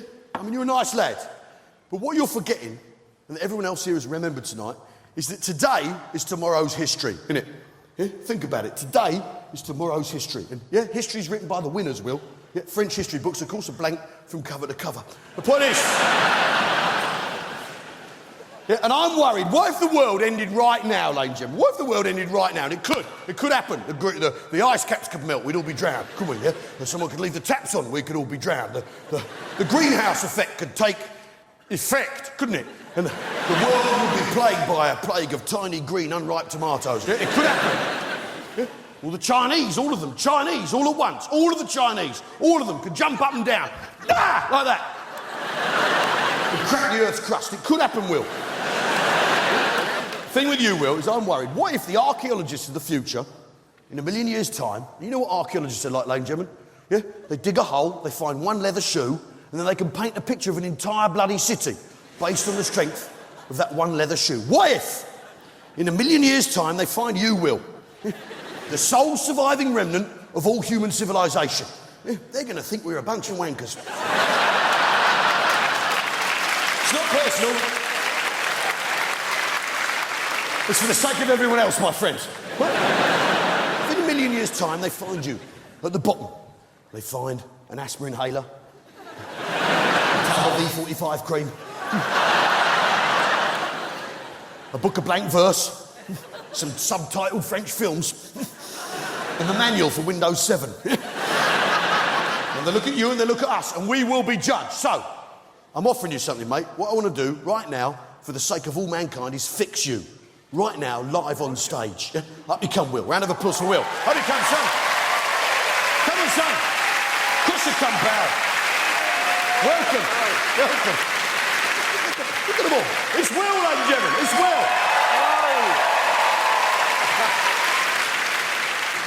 Welcome. Yeah, you got any hobbies, Will? I quite like tennis. You quite like tennis? Quite like tennis. I've got a lot of work to do here, haven't I? You disgust me. Now, It's a good game. Shut up. Now, what we're going to do, it's dead simple. What we're going to do is we're going to do compare and contrast between me and you. Right? Normal and Will. Right? Okay. You up for this? Yeah. Okay, so put your hands out in front of yourself like that. Yeah, like that, so everyone can see them. Yeah? That's it. Yeah? Now look at my hands. Yeah. Now look at your hands. Yeah? Now look at my hands. Now look at your hands. Now look at my hands. Now look at your hands. Now, tell me, Will, what have I got that you ain't? You've got 2 rings on. No, it's not the rings. But what's happening there, mate, is I'm pointing at the moon and you're looking at my finger. Can't see the wood for the trees. What I've got that you haven't is class, isn't it? How so? No, look, I'll sort you out, pal. Here, put this on. Put that on. It's too big. Here, put it on. Which finger? Here, shut your face. Which finger? Put it on. That one, you donut. There you go. And the other one. There you go. Yeah, and now, here we go. Let's sort you out. Yeah, you got rubber bands on and stuff, haven't you? Hey, rubber bands. Yeah, to show how much money you're giving to charity. You arsehole. Hey, shut. Yeah. We're nearly there. Let's see it. Nearly. One last touch for you, Will. 1 second. Here we go, pal. How about this? Yeah. Put this on. There we go. Yeah, pop that on. Yeah. Calm yourself down, Kerry. There we go. Fantastic. Now take a look. You feel better. It looks better, doesn't it, Jamin? Yeah.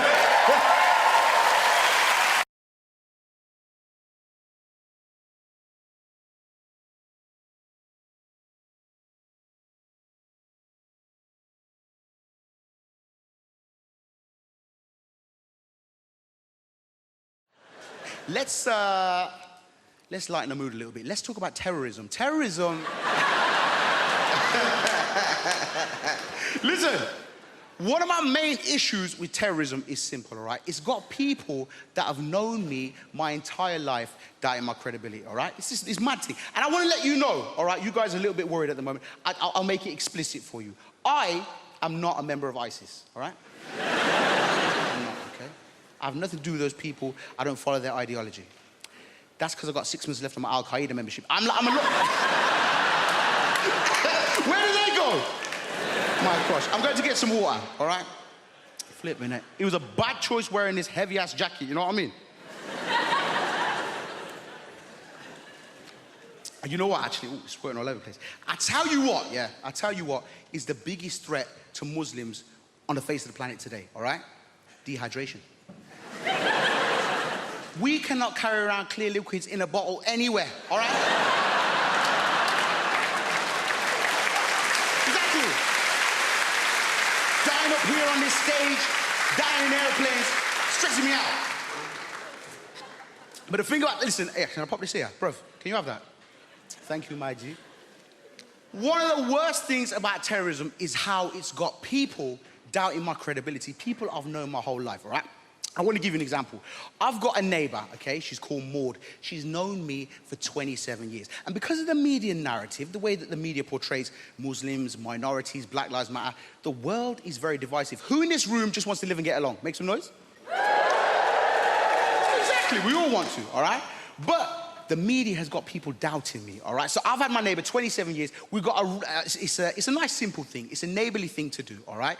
A regular Friday wheelie bin ritual. We grab the wheelie bin, drag it down to the end of the driveway, have a quick natter, go back in. It's what neighbors do, innit? It's what neighbors do, all right? This particular Friday, Maud is like clockwork, but she was late. And I'm thinking, rah, is Maud okay? I hope she's all right. Usually she's like, the bin was stinking of shit, but I thought, you know what, I'm gonna stay here. I'm gonna be a good neighbor and have this conversation. Boom. 3 minutes later, boom! She kicks open the door. She's stressed. She's flustered. I said, Maud, is everything okay? She says, now, good. Everything is far from all right. Have you seen the news? I'm like, listen, Maud, a lot of my cousins are on there. I don't watch that shit. You know that. Bring back a lot of bad memories for me, Maud. She says, Guz, it's the ISIS. I-Z-I. She's from Birmingham, that's how she spells it. It's the ISIS. They've been doing terrible bloody terrorisms again, them lot. I was like, yo, Maud, listen, that's bad. I don't agree with those people, and, you know, I hope they're brought to justice. She says, you say that, Guzzy, yeah? But you got to tell me something, babes. You're nothing like them, are you? I said, what? Maud, you know me 27 years, baby. I'm nothing like them. Stop buying into the media narrative. Stop buying into the news. I'm me, Guz, your neighbour. She says, I know you say that. It's just that from very specific angles. This is a very Bin Laden look you've got going on there. I said, hey, I don't even look like that guy. It's very racist. She says, Guz, I know, I'm just being silly.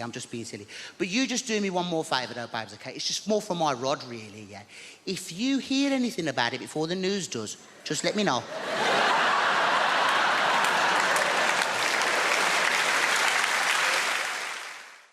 The problem is the builders, my dad's mate, he's a proper geezer, proper South East London geezer. One of those builders, you know that walk? Just walks like that. His legs like he's got a pool table between his legs. And he walks like that, and also he's got those really thin jogging bottoms.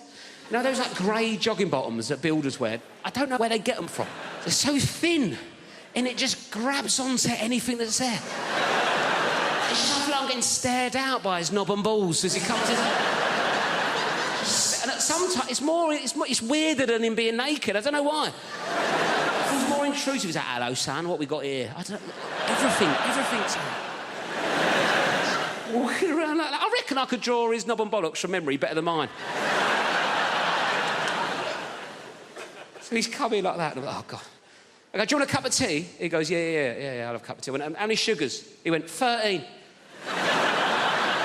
That's not a cup of tea anymore, it's a pudding. That's an Angel Delight of a tea bag, innit? 13 sugars, I'd make sticking it in. It's about £3 worth of sugar. He's only come round for a quote, it's already cost me. I put 14 in to test him. Give it him. He went, it's a bit sweet, isn't it? You winding me up, you know me on 13, you greedy bastard. Old type 2 Terry's come round and it's a bit sweet for him, is it? When are you going to do this job? I want it done before your foot comes off, all right?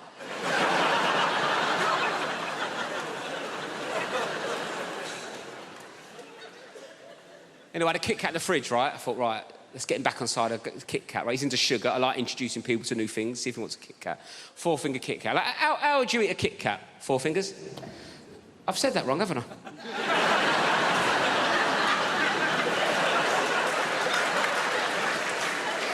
I thought you looked at me funny. Sorry, I said that like it was your name.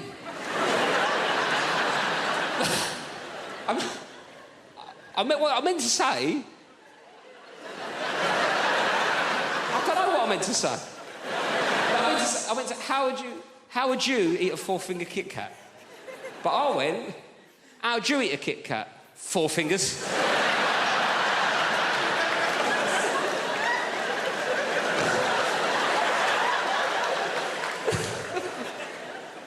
Oh, hello, 4 fingers, how's it going? Who needs thumbs, eh? Me to smoke by the looks of things. Sorry about that. Not an ideal nickname for a young lady, is it, really?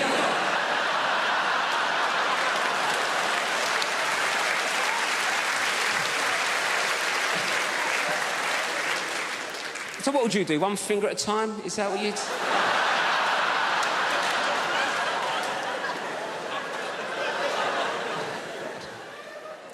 Should we start again?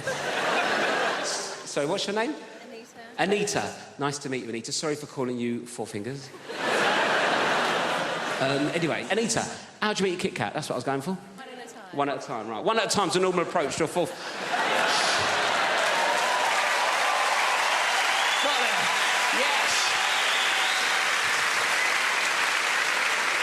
Anyway, 1 at a time's a normal approach to a 4-finger Kit Kat, isn't it, right? I gave this builder a 4-finger Kit Kat. He picked it up, put the whole thing in his mouth at once. Bit into it like he was eating a bun. Dirty ogre sugar bitch. What kind of animal is one popping a 4-finger Kit Kat? This year, I did no lilt February. Thank you. I know, it sounds impossible, but you take it 1 day at a time. Did I have any today? No, you're a legend. Get hard around the middle of the month, you get the cravings. It's called lilt guilt. You're like, oh, I bloody love the lilt. It's the night where you go to the shop at midnight, you kick the doors in, where's the lilt? And they're like, we don't stock it anymore. Like, ah! So you try and make your own hooch lilt, you know, where you get a pineapple and a grapefruit, and you add in batteries and a horse's head, and you're like, it's good, but it's not totally tropical. Did that joke in America recently. Turns out they don't have lilt there. This is all I do. Imagine if this was your actual... I go like blah, blah, blah, and you go, ah, ha, ha, ha, money. Can't believe I get away with it. You do actual, proper London jobs. You know, like blacksmith, you know? Farrier. Brunch DJ. The big 3. I tell you, I do not trust people who work in offices. I know, right? What are they doing? Nothing takes that long. They're planning something. They must be. Do you know? Do you ever call in to visit your friend in an office unexpectedly? Everyone just shits themselves. They're like, what's he doing here? Cover the screen, lie across the spreadsheet, get him out. Kind regards, warm regards, best. That's how they talk. Seen the email. Hey. I know what it's like in the real world. Look, sometimes I check in your world. Oh, gross, back to showbiz. And... No, I'm very self-aware of the level of fame that I have. I was in a supermarket recently, and an older lady came up to me, and she put her hands on my shoulders, and she said, you are vaguely familiar. And that is it. I did a gig in Wrexham, and I was at an ATM machine, and a guy cycled by, and he shouted at me, surprised to see you at an ATM machine. And I've been obsessed with it since then. What did he mean? Like, on the one hand, is he surprised I don't have a butler to go to the ATM machine for? No, I think it's the opposite. I think I'm surprised you have any money whatsoever doing keyboard horse shit. Here's my greatest ever showbiz tale. I did a gig in your Milton Keynes recently, thank you, and I was staying in the Milton Keynes Hilton, and she is the least well-known of all the Hilton sisters. And I checked in after the gig at like 12:30. Room 303 is where this took place. Open the door, TV on in the room. Not that uncommon in the chain hotels. I guess it's to welcome you. But get this, on the TV is me. playing the shitty keyboard on some show, immediate thought is like, is this a service they provide to all guests? If so, no, it's the realization, this is it. I've arrived. And I waltz into the room, down the little corridor with the loo away to the left. And as the room opens out, there is a fully naked man lying on the bed. So they've given me the key to someone else's room. But he is lying there, watching me on the TV. And he looks up.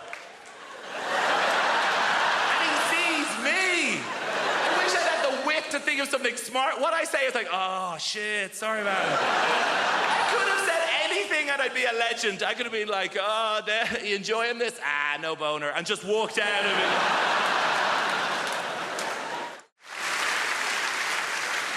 I've made a list of pros and cons because I've been spending a lot of time in brothels and prisons. Made a list of pros and cons, always good, give you a bit of balance, Con, complete loss of all feelings of hope and possibility. It doesn't sound very good, does it? It doesn't sound much fun, does it? Pro, increased plug socket access. One all. I say increased. It's actually total plug socket access. I've got 32 plug sockets in my house. Each and every one of them is now under my sole domain. Con, all experiences that form the basis of my happiness and sense of self-worth are now destroyed by grief. Downer. A bit of a downer, isn't it? Pro, less recycling. I can fit it all in the green box now. It's remarkable when you take into account just how much I'm drinking. Oh, John, you're meant to heat mulled wine. All right, Your Highness, hand me the bottle and leave. Con, I'm gonna lose my house. Bit of fun. Pro, 25% off council tax. I was on that like a ferret. Dialing as the door slammed. And that's us fresh out of cons. The rest are just pros, guys. Increased freezer space, all 4 drawers. Cheaper gas and electric. Reduced wear and tear on fixtures and fittings. And when I say reduced, I don't mean by half, because I was only ever responsible for about 10% of scuffs and spills. So we're looking at a net reduction of 90% in real terms. This is my favourite one. Ultimate control over where the iPhone charger cable is and why it is there. There was a time it would take hours to answer the questions, where is the iPhone charger cable and why is it there? Not anymore. Plugged in next to the bed, most convenient place to have it. Simple. Is it unplugged in the bathroom?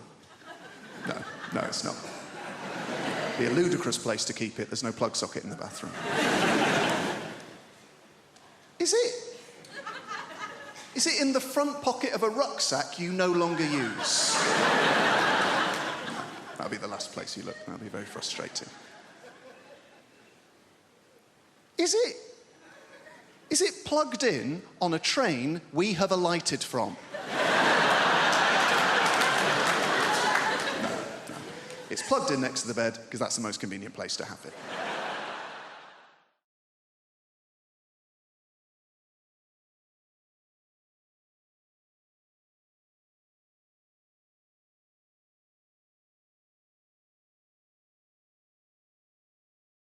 I have a theory that masturbation is a kind of summoning spell for your own rational mind. Because we're all so driven by hormones and by desire. Sometimes you've got to have a wank to speak to your real self.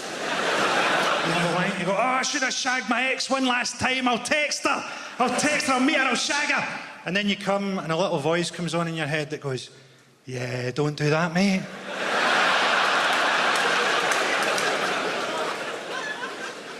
You've got to be careful with jokes, haven't you? Because not everybody's got a sense of humour. I can remember when I first realised not everybody's got a sense of humour. I was 13, I was at school, and we were doing a class on stereotypes. The teacher was a really good guy. He's just talking about how stupid stereotypes are. And he was talking about a stereotype that day that's so old-fashioned and so Scottish that you definitely won't have heard it. Have you ever heard the stereotype that deaf people are really strong? That was a genuine thing when I was growing up. Deaf people, particularly deaf and dumb people, were believed to be really strong. And the teacher said, think how stupid that is. Have you ever seen a deaf contender for the heavyweight championship of the world? And me, aged 13, I put my hand up and I went, there was one, sir, but he was disqualified for punching after the bell. And nobody laughed. And I knew right then that life was going to feel pretty long. You've got to have a bit of leeway with jokes, haven't you? I can't write jokes for the average person, can I? The average person is Chinese.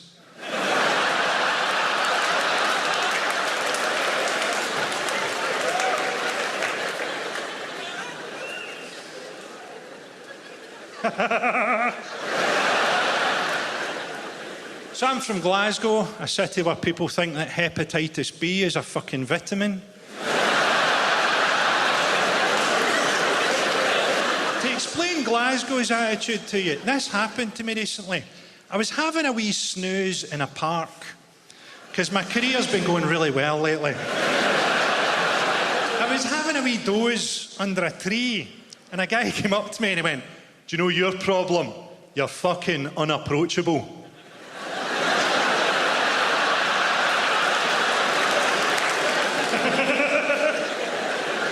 Glasgow's like an entirely negative city. I went to a coffee shop one time. Two middle-aged women sat across from me, and they started to moan as they sat down about how long they thought the coffee was going to take. So nothing had happened, and they were both angry. And the coffee turned up, and the first one takes a sip and goes, that's not very good, is it? And the second one takes a sip of hers and goes, I don't even like coffee. I think English people don't really understand Scottish attitudes. You think that we all just want to see the English football team get beaten, but actually a lot of us would much rather see the team plane crash into an oil refinery. I enjoyed reading about Sam Allardyce. I didn't realise English football had a corruption problem. I thought the only problems in English football were racism, sexism, homophobia, match-fixing, gambling, sexual assaults and the failure to perform at major tournaments.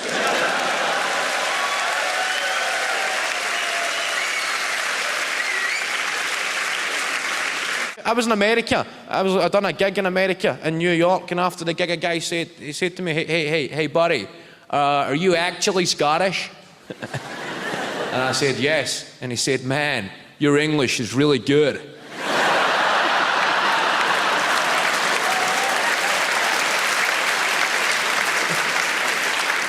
I got these discs. Best I've got una mesa para quattro, por favor. I've got tourist stuff. Kind of nailed. Tourist stuff you need on holiday. Like, that means a table for four, please. She says it a few times. She says, una mesa para quattro, por favor. A table for four, please. And she leaves a beat and goes again, in case you're a moron. Una mesa para quattro, por favor. A table for four, please. And she says it 3 and 4 times, and you start drifting off and just imagining how many people have been found dead listening to these discs. A suicide note wrote in broken Spanish. Social knowledge, because I know that when me and 3 associates, when we walk in to a restaurant in Spain, I can tell the head waiter is looking at us and thinking, well, I wonder what these guys want.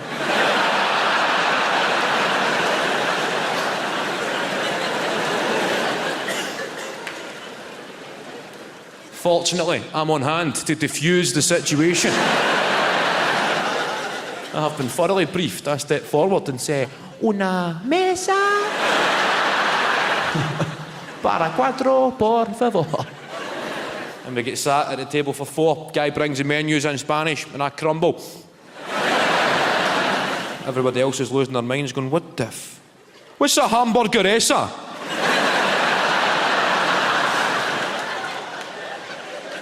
If you go a proper holiday, next time, go to a karaoke bar. This was my holiday highlight. Sit and patiently wait until a Scouser comes on the stage. That's a universal must-see. Somebody from Liverpool on the mic in a car.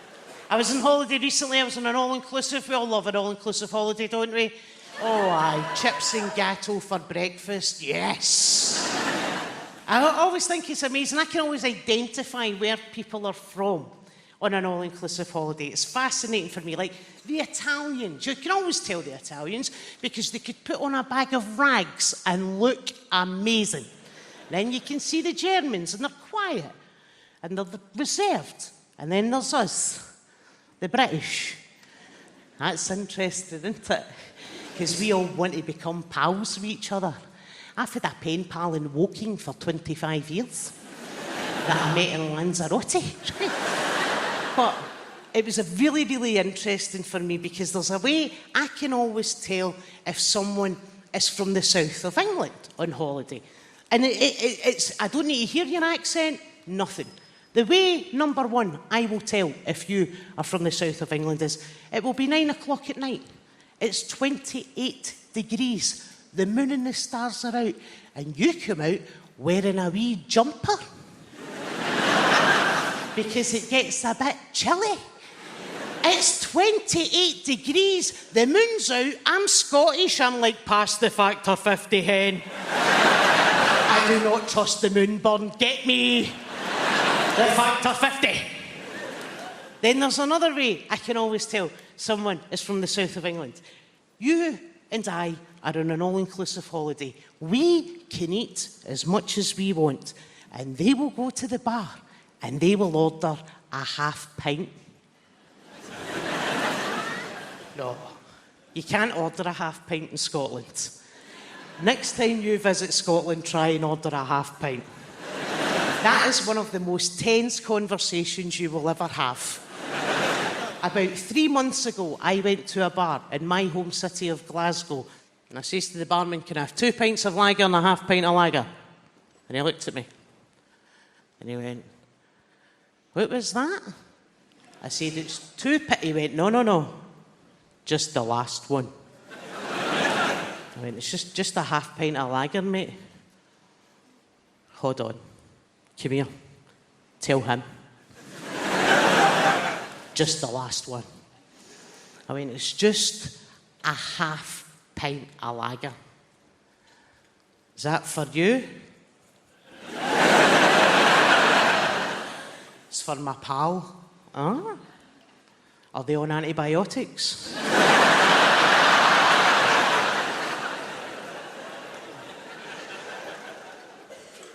Are they pregnant? Would they like a colouring book and crayons with that?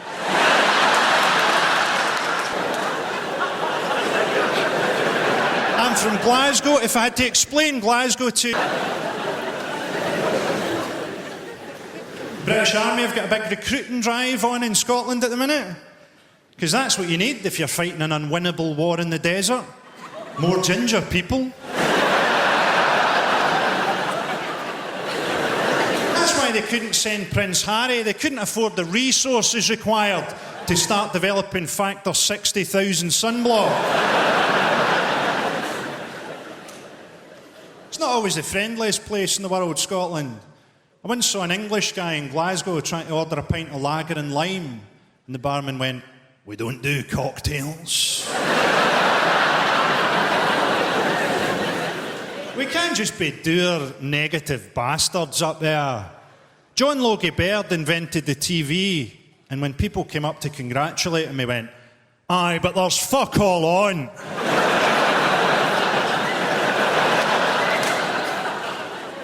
We're looking forward to the Olympics in London. I'll take that as a no.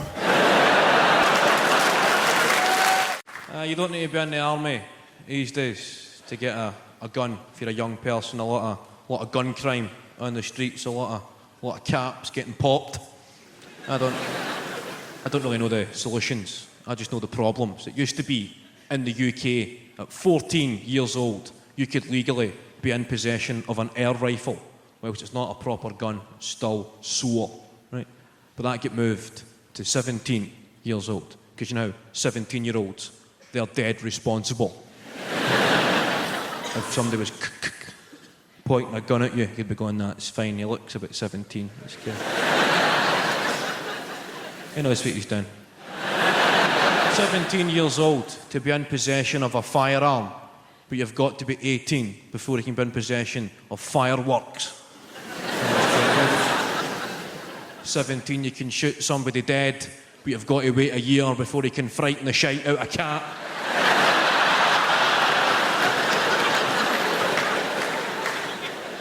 But drugs, I get offered drugs quite a lot in this game. You get offered the usual suspects like ecstasy, speed, and a drug called horse tranquilizer.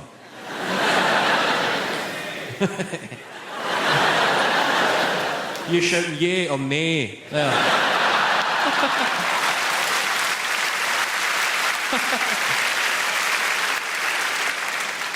I can understand people who don't know anything about drugs. Maybe trying ecstasy because it sounds quite good.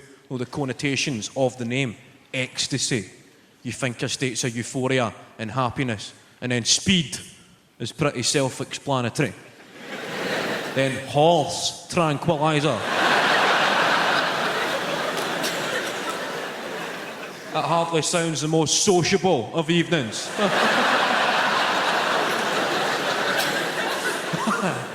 The fact of replaced the original name with the effect it has on a horse. I think that's the way every drug should be tested. Give a lot of them to horses, then you can see what it actually does to you. It would also make the Grand National pretty interesting. 20 quid on the one that's breakdancing, please. I was watching a programme about children from the opposite end of the social spectrum. A programme called My Super Sweet 16th. Anybody seen this? Don't get too excited, it's quite shite.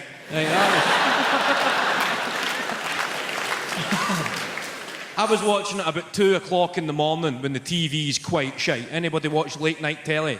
You ever been up that late at night when the TV just goes, get to bed? There's nothing to see here. Unless you're a deaf baseball fan with a gambling problem. Peter.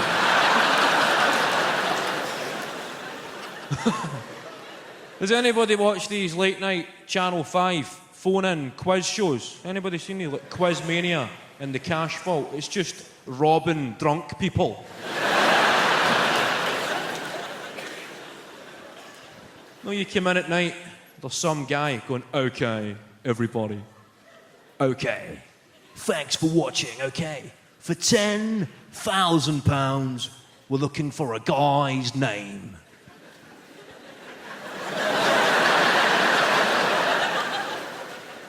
You come home steaming. I know a guy's name.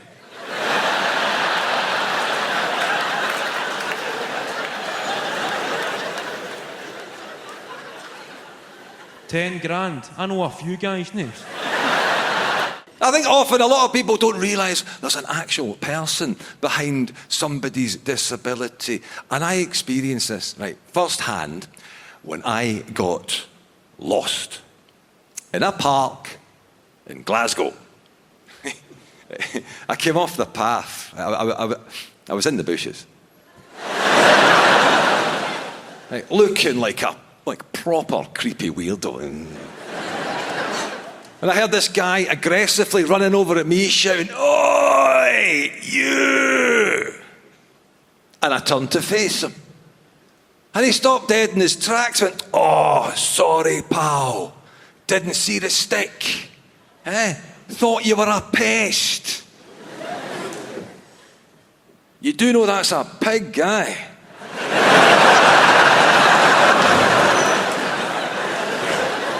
Yes.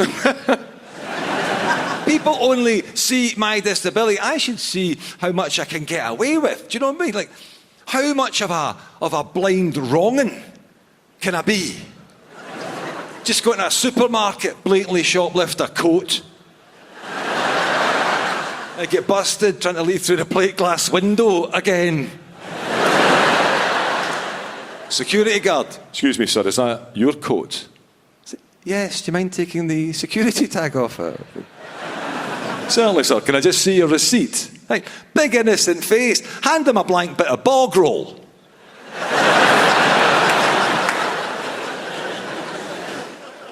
I bet he's not got the heart to say anything apart from, right, that's fine, have a nice day. But I still maintain, no, it is an excellent time to be disabled. In fact, now, in some areas, right, too good. To the point, I'd like to finish this evening by asking you lovely people of the Apollo a favour. Could you please, right, stop modifying sport so I can take part? It's now getting harder and harder to moan about being excluded when I am always being made to feel so very welcome. Not everything has to be accessible. There's a message. Being blind is a brilliant reason not to have to do something. Because this guy asked me if I wanted to take part in a game of football. You cheeky bastard. Oh, I'm going to guilt trip you, my friend. I'd love to take part in a game of football, yes, but I just don't think the blind man's that welcome in the hallowed turf. Not realising blind football is an established sport. What sick prick came up with that? 22 blind lads running like fuck at each other. They're trying to kick a ball with a bell in it. Guys, that's not accessible. That's a blood sport. And who goes to see it?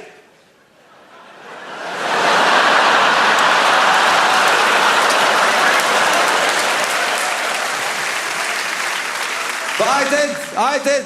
I played my part. I took part in one game. Yeah, they put me in goals.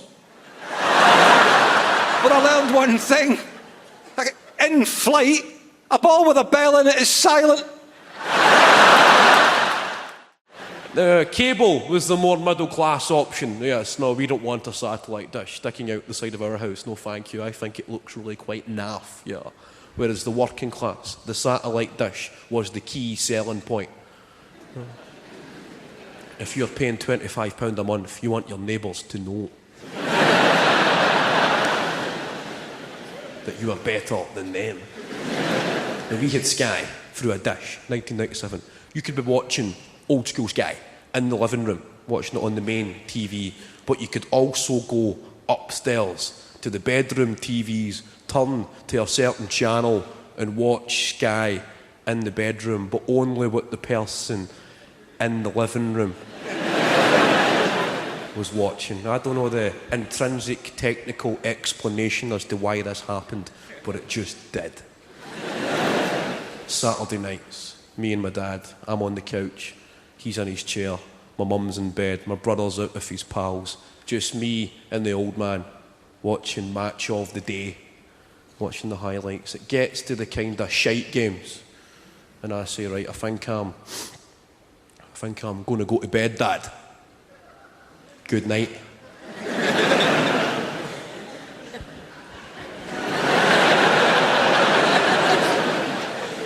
And he would continue the charade, and he'd say, "Are you off to bed, son?" Good night. And there was that mutual father and son, we both know what the plan is here.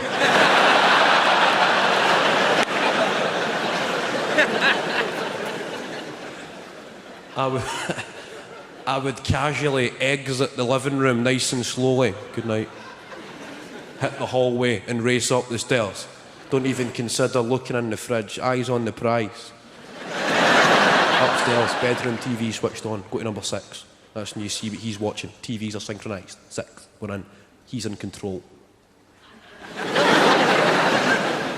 A few minutes go by and he's still watching Match of the Day. That's fine. No, he must be giving it a few minutes. You don't want to make it too obvious. He's done this before. 5 minutes go by. He's still watching Match of the Day. I'm thinking, come on, stick to the plan, Andy. I'm looking at the bottom left of the screen, waiting for the numbers to get typed in. The numbers that could make or break the evening's entertainment.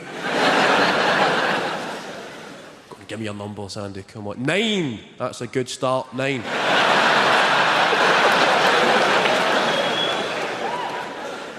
Could not have hoped for a better start than a 9 there. 0, 5, the 10-minute free view. You're a dirty bastard, Dad, but I love you.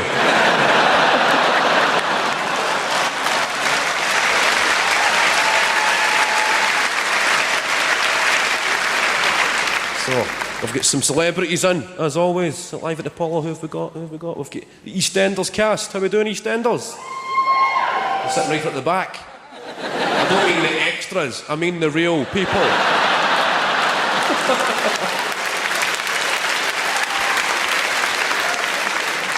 We're trying to ever get Phil Mitchell.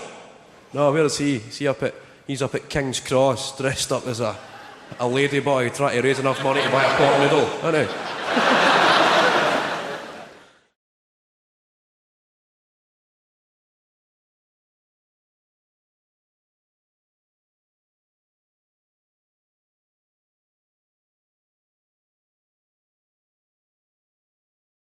People ask me all the time, so Rich, how did you end up becoming a comedian?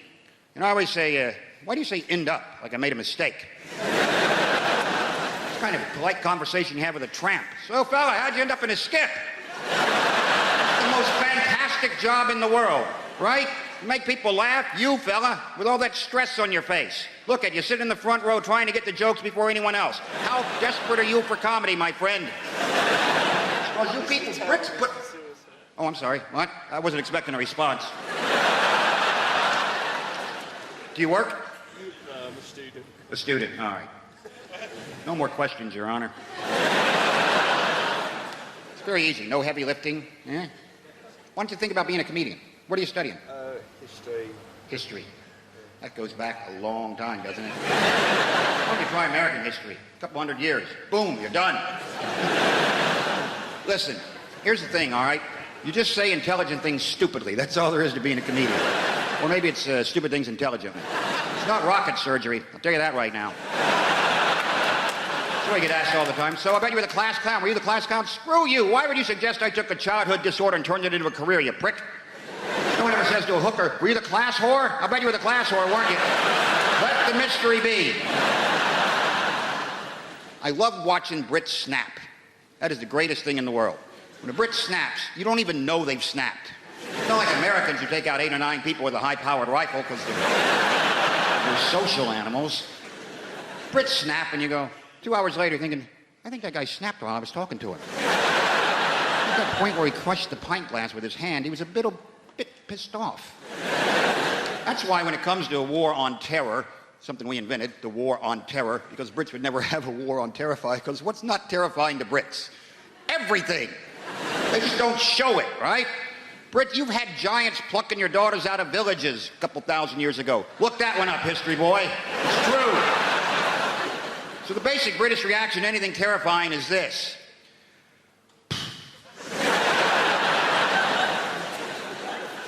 How much is this going to cost?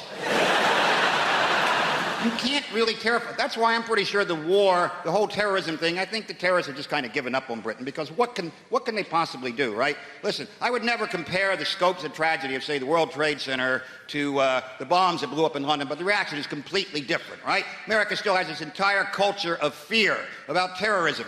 It's basically manifests itself by terror alerts being scrolled across the bottom of the TV screen by color. No explanation whatsoever. Just today's terror alert is orange. Now back to our show. Oh, what the hell was that? What does that mean? Orange, that's hunting accidents, roadworks, right? That's not good. It means be very, very aware of terror. So dwell on it now and then. Whereas in Britain, they blow up the buses in London, next day people are back at the bus stop waiting for the bus, right? And complaining about it because they're Brits. Bus is late. I mean, it's late. The one yesterday blew up. Yeah, well, that was yesterday. Today's today. I live in the present and the bus is late. That's why when you watch a Brit snap, right, you got to get really close to them. They'll pick a high street and just corkscrew for a while. That's...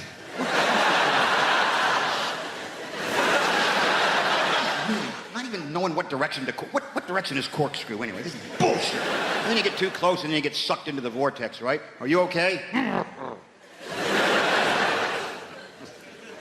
That moment when a Brit truly snaps and it looks like this. I'm going to write a letter. That's it. I've been pushed to the brink, you bastard. Nobody treats me like this, you son of a bitch. Huh? I'm not emailing this, I'm writing this. Wait till you get that tomorrow. Big red pillar box right in the mail. Postal strike. I tried to buy bedding not so long ago. Has anybody done that? No! Where does bedding come from? You just accumulate bedding, don't you? All your bloody... Has anybody here tried to buy a duvet? Have you?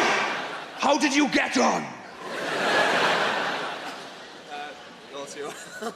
Not too well. Did you come up against the old TOG rating system? It's like the Spanish Inquisition in there, isn't it? I went into Debenhams. I said, I'd like a duvet, please. She said, what TOG do you want? I said, what? She said, what TOG? I said, what? She said, what TOG? I said, what? I said, I can hear you. I just don't know what the hell you're talking about. What is a TOG? I went to school. We did metric. We did feet and inches. Nobody ever mentioned TOGs. What the bloody hell is a TOG? She said, it's the thickness of the duvet. I said, all right, I'll have 1,000,000. I was thinking of torches again, right? She said, you can have 8, 10.5, 12. I said, 0.5? 0.5 of a TOG, now you're giving me 0.5. I don't know what a TOG is. How am I supposed to know if I want 0.5 of a TOG?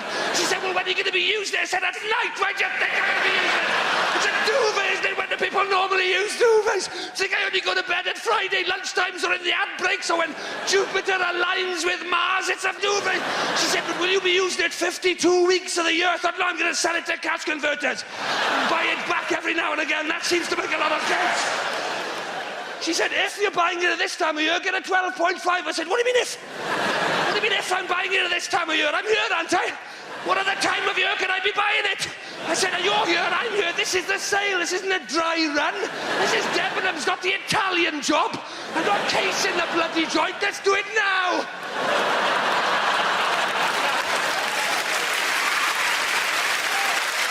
Oh, it's not even finished.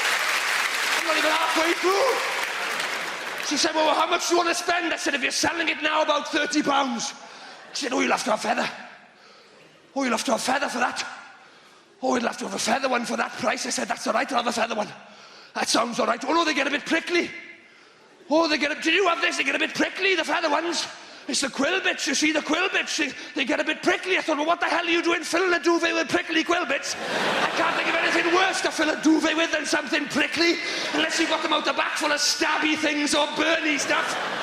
I said, I just want a nice, soft, comfortable duvet. Is this too much to ask? Just give me a nice, soft, comfortable duvet. She said, well, get down. And I hit the deck like my nerves had gone. She said, get up. I said, you said get down. She said, I meant get down instead of feather, you bloody idiot. Get down instead of feather. I said, all right, I will have down. And last we're getting somewhere, I will have down. Give me, she said, do you want duck or goose? I said, I'm going to punch you in a minute.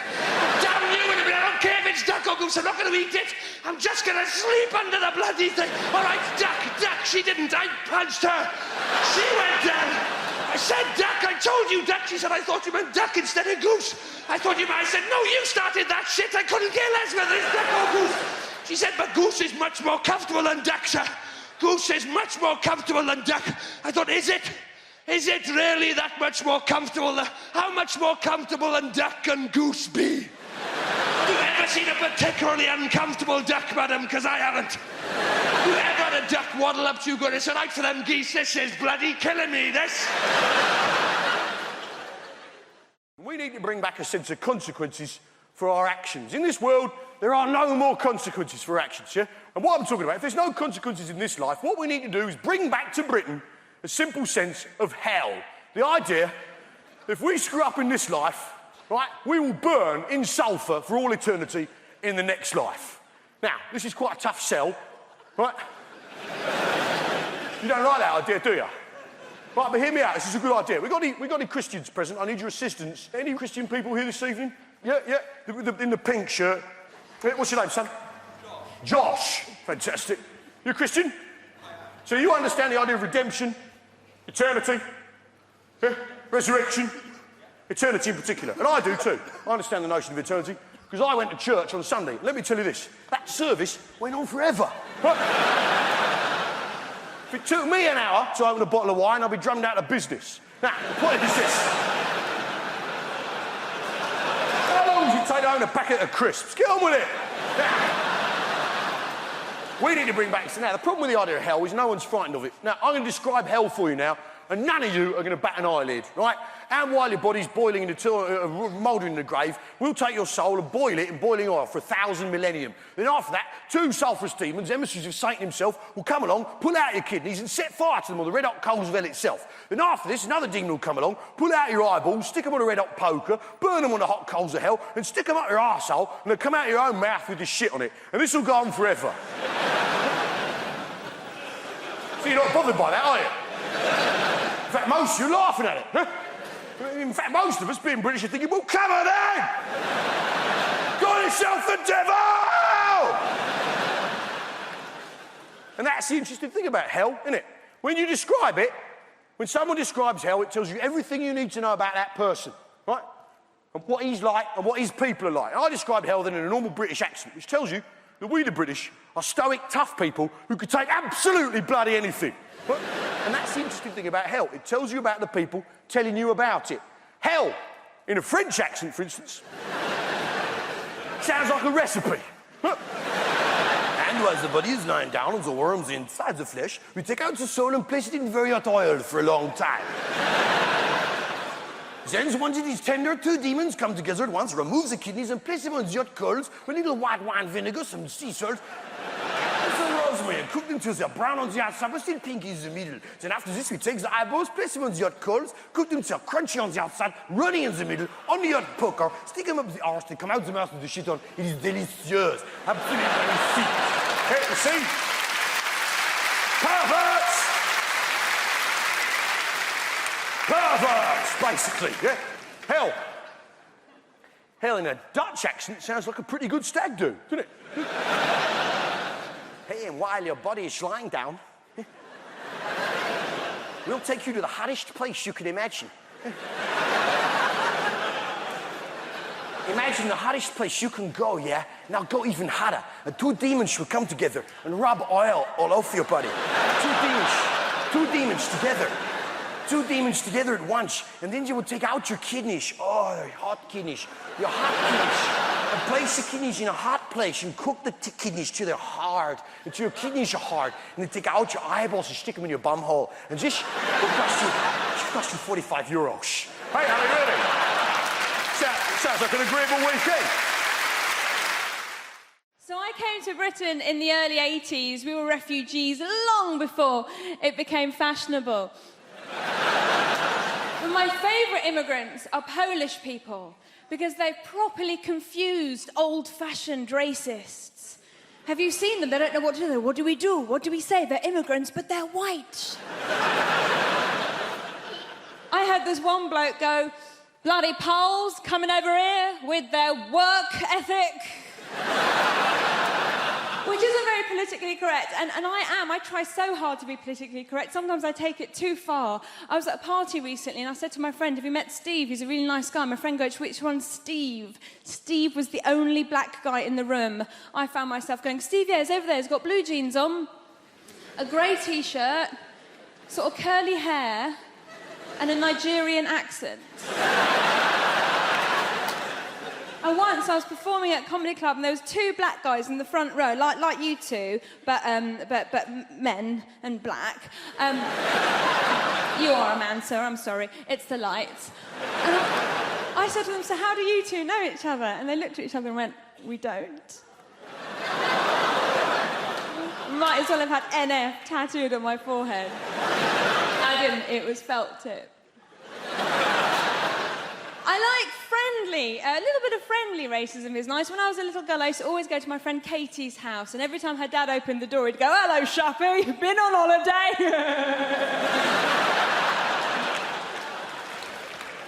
So, I have a little boy, I have a baby boy, I'm a mum, and I'm looking at you, some of you are so young, I could be your mummy if I lived somewhere rural. Like a lot of women, I got to my 30s and I thought, I've got to have a baby now. Why, my mum's still young enough to look after it for me. And I went to all the antenatal classes, and this woman came up to me, one of the other mums goes, oh, how are you planning on losing your baby weight? And I was like, well, I was just thinking of having the child. And she was like, oh, I'm going to be a yummy mummy. I'm going to lose all my... Yummy mummy, that's just like a middle-class way of saying MILF. I was so happy when I found out that I was pregnant. And we had a scan and we knew that it was a boy. And people said to me, why did you find out the sex of your baby? Didn't you want a surprise? Well, it's going to be a boy or a girl, do you know what I mean? The only surprise would have been if it was a puppy.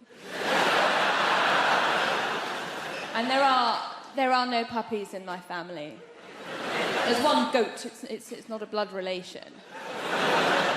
Thank goodness I have a child now. It was no fun being a broody Iranian woman. Every time I said to people, my body clock's ticking, they'd hit the ground.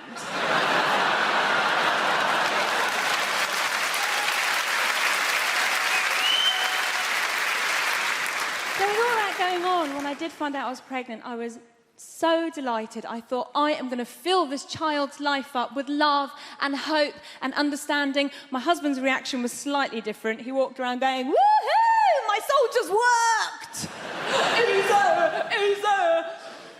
It's not his. Oh, the fuss he made when he found out I was cheating on him. Only child. Can't share. My husband's English, he's from Nottingham, and a lot of people ask me if my husband's Iranian. And I go, well, he's not, he's English, but he's planning to convert. His family are absolutely lovely, and when they first met me, they kept going, oh, Shappy's so exotic, she's so exotic, which means foreign, but not in a way that we hate.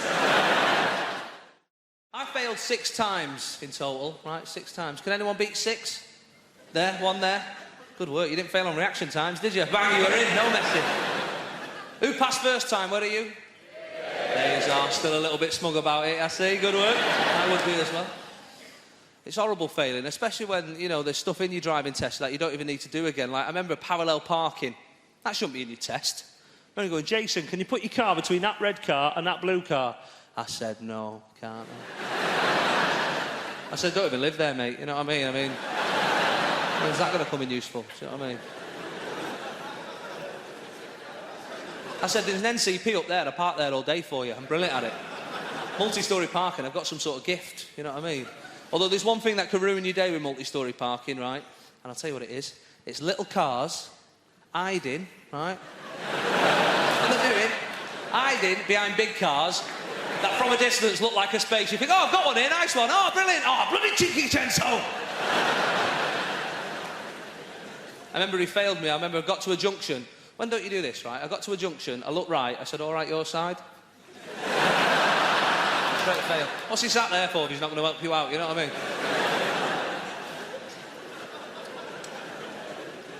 My wife, she passed first time. I was very proud of her, you know. Well done. I didn't shake her hand, I don't know why I did that. It's a very formal relationship we've got. Well done, good night, darling. She passed first time, but she admitted to me afterwards she'd had a bit of a flirt. She'd wore a low-cut top and a short skirt, a bit of midriff, like, you know, showing. Oh, is that the gear stick? Sorry. Like, you know, proper went for it.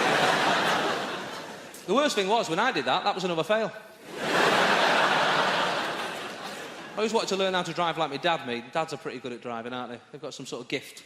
Dads do stuff that nobody teaches you, right? You'll see a dad reversing.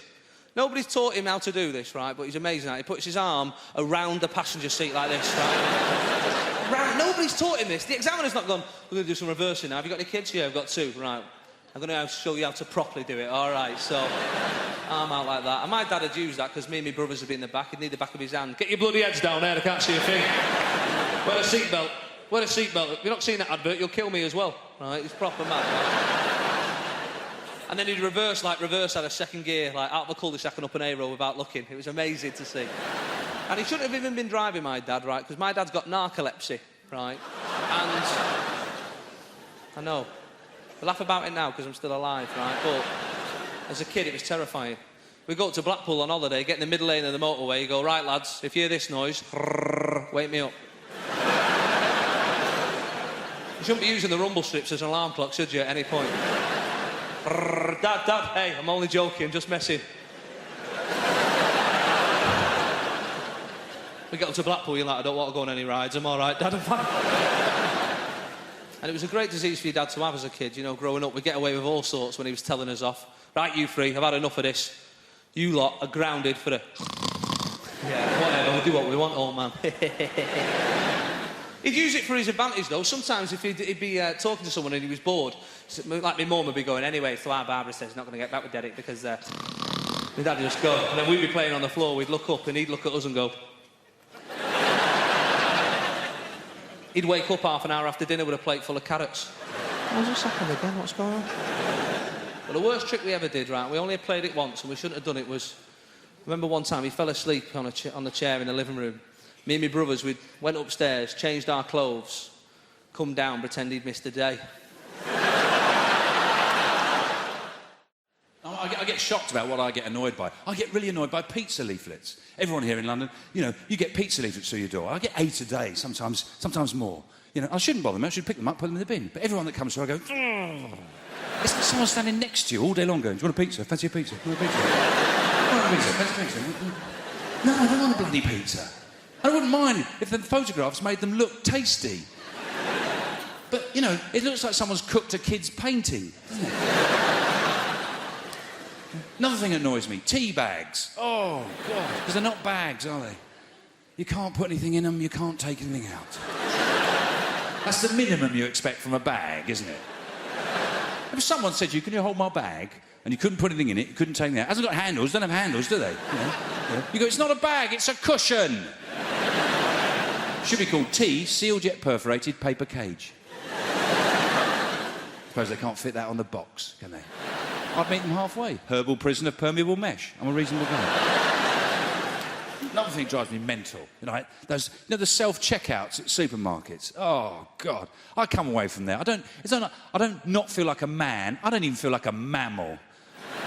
I feel like an amoeba when I come out of that place. Because nothing swipes, does it? I'm swiping, nothing swipes. OK, I won't have carrots this week. I can live without butter. The other day I was begging it to let me have a chicken. No, just have a chicken.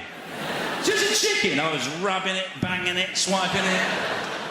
I'm going to leave the money here and I'm going, OK? You do your worst. Oh, I hate coming out of that place. Yeah? I walk up there with 2 bags of shopping. I come away with a can of Coke and an apple. And for some weird reason, the apple swiped. It hasn't got a sticker on it. It worries me. I get annoyed by the most... So what really annoys me? Wrong numbers. People dial me up with the wrong number. But I don't get angry. What I do, and you should do this, it's great fun, I don't let on it's a wrong number. It's great fun. So someone rings up, hello. They say, is Mandy there? Mandy? Oh, yeah, just hold on a sec.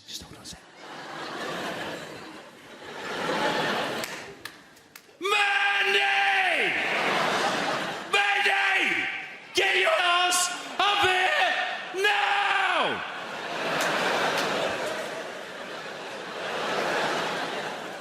She's just coming, OK? Give me a sec. I don't know who it is. Some wanker! What have I told you? Don't wear your shoes in the house. Oh, put the special slippers on. She's just changing her shoes.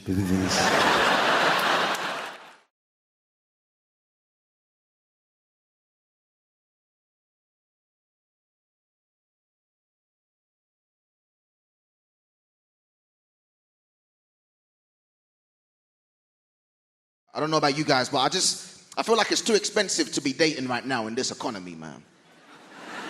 All my go-to moves for dating, I can't even afford them no more. I'm pissed off, you know? I used to do the Netflix and chill. That was my go-to move, but that subscription is too much right now. I can't afford it, okay? If I had to downsize, I tell girls, baby, we're gonna have to Wikipedia and chill. That's my new move right now. That's where we read the plot of the movie by candlelight. Take it or leave it. Also, bring your phone. We're using your data, by the way. You better be on gift app. Okay, as you go, you gotta go. Those are the rules, you know. There's consequences to that, though. I had a girl break up with me just because I didn't have money, and she got a new boyfriend. He's a nice guy, I know, because I stalk him online sometimes. He's a really nice man. Treats my girl really well, he really does. He buys her expensive handbags and things like that, and that's when I realized I can't compete, man. I can't compete with that. I never even bought this girl a bag for life, not one time. That's cheap. I'll be in Tesco like, baby, you better put that cheese in your pocket. We're not spending that 50p right there. These gold diggers want my plastic bags. They can't have them. That's my bag right there. I'm not a big fan of social media, man. I'm really not. Because I feel like with social media, when you break up with somebody, you can see what they're up to online. I don't like that. I prefer in the past where you broke up with somebody, you could just lie to yourself and pretend that they were still unhappy. That was a good era. I like that. You just be lying to yourself. You be like, man, she probably missing me all the time. She probably sad, you know. Now you just go on her Instagram and you're like, oh no, she 100% made the right decision. Good for her, man. I haven't seen her smile like this in years. In fact, she's thriving. She got 3 bags for life in one photo. She leveled up for real, but congratulations to you, baby, you know. Do you know, when it comes to dating, I feel like the most important thing is finding somebody that you're compatible with, someone you have that connection with. For example, I used to date this girl, me and her got on really well, but there was a problem, and that was she liked dogs, right? Don't get me wrong, I like dogs too, but she liked dogs too much, you know? She liked dogs too much. She used to kiss her dog. That was weird, you know? I don't even know what was weirder. Was it the fact that she would kiss her dog, or the fact that when she did, the dog would make eye contact with me the whole time? That's a weird power play. I said, this dog is an alpha. I don't feel safe in this relationship. This is a toxic masculinity dog right here. I gotta go. I caught that dog listening to Andrew Tate. I said, I'm out of here. I can't do this no more. I've been reading up about that. That's the new thing, toxic masculinity, man. You know, I keep hearing women say men are trash. You know, I don't think anybody's asking the important questions. Are they recyclable? I feel like that's the kind of stuff we gotta ask. Can we make this toxicity carbon neutral? Maybe, I don't know, you know. I like to think I'm a good guy, but even as a good guy, I make small mistakes sometimes, innocent mistakes. You ever been in that situation as a man, a really awkward situation, you're walking home late at night and there's a woman in front of you and it's dark and there's a lot of tension in the air. You can feel the tension, right? Obviously, I can understand why the woman's feeling tense, but I'm feeling tense too, okay? I'm a good guy, I just want that woman to relax, we both go about our day. But apparently, it makes it worse in that situation if you shout out, I'm not gonna hurt you! Like that makes the situation more tense. Sometimes they run faster when you do that. Don't do that, guys. Don't jump out of bush and do that. Women don't like that, okay? One time I was walking behind this woman late at night. I know it sounds like there's a pattern emerging. I'm not doing this on purpose. Just walk off the night bus at the same time. It's unfortunate, you know. But I'm walking behind this woman. I was like, I don't want to make the same mistake from last time, shout something out, do something dumb. So I thought it'd be a good idea if I did something non-verbal to help put the woman at ease, okay? I thought it'd be a good idea if I started whistling at night because I thought that would make the atmosphere more jovial. No, it doesn't. Makes it way creepier to my surprise, actually. Especially if you're like me and you don't even know how to whistle properly. So then you're just a guy who's blowing in the wind in the dark real slow, like. Look like a creepy dinosaur, you can't do that.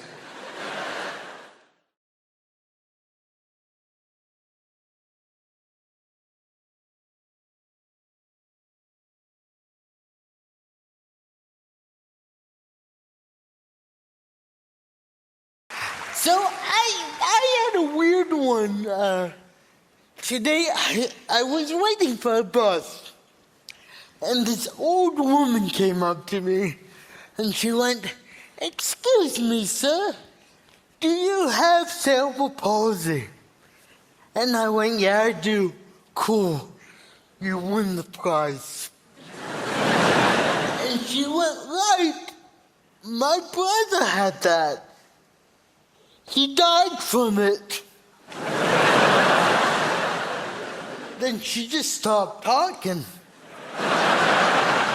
That was the end of that story. I looked it up, by the way. You cannot die from cerebral palsy. So I think she killed her brother. But I didn't know that at the time, and I spent the rest of the day going, shit. I should be dead right now. But I'm not dead, which only means one thing. I am a god. Yeah, I spent the rest of the day thinking I was the second coming of Jesus. Trying to walk on water. Just, maybe I'm not crippled. Maybe just land is not my forte. Yeah, it turns out swimming is not my forte. I have a friend who just moved on to a houseboat because he's failed at life. Right? And he did the worst thing anyone's ever done to me. He invited me over onto a boat. And I went, no. I'm not going on your boat. You come onto the land with the rest of us functioning adults. And he went, no, come on, my boat's great. Come on my boat. And I went, I'm not going on a boat. The only use I am on a boat is as the anchor. And he went, oh, you're afraid of drowning. Don't worry, I have armbands. You know what happens when I wear armbands? I still drown, but my hands stay dry.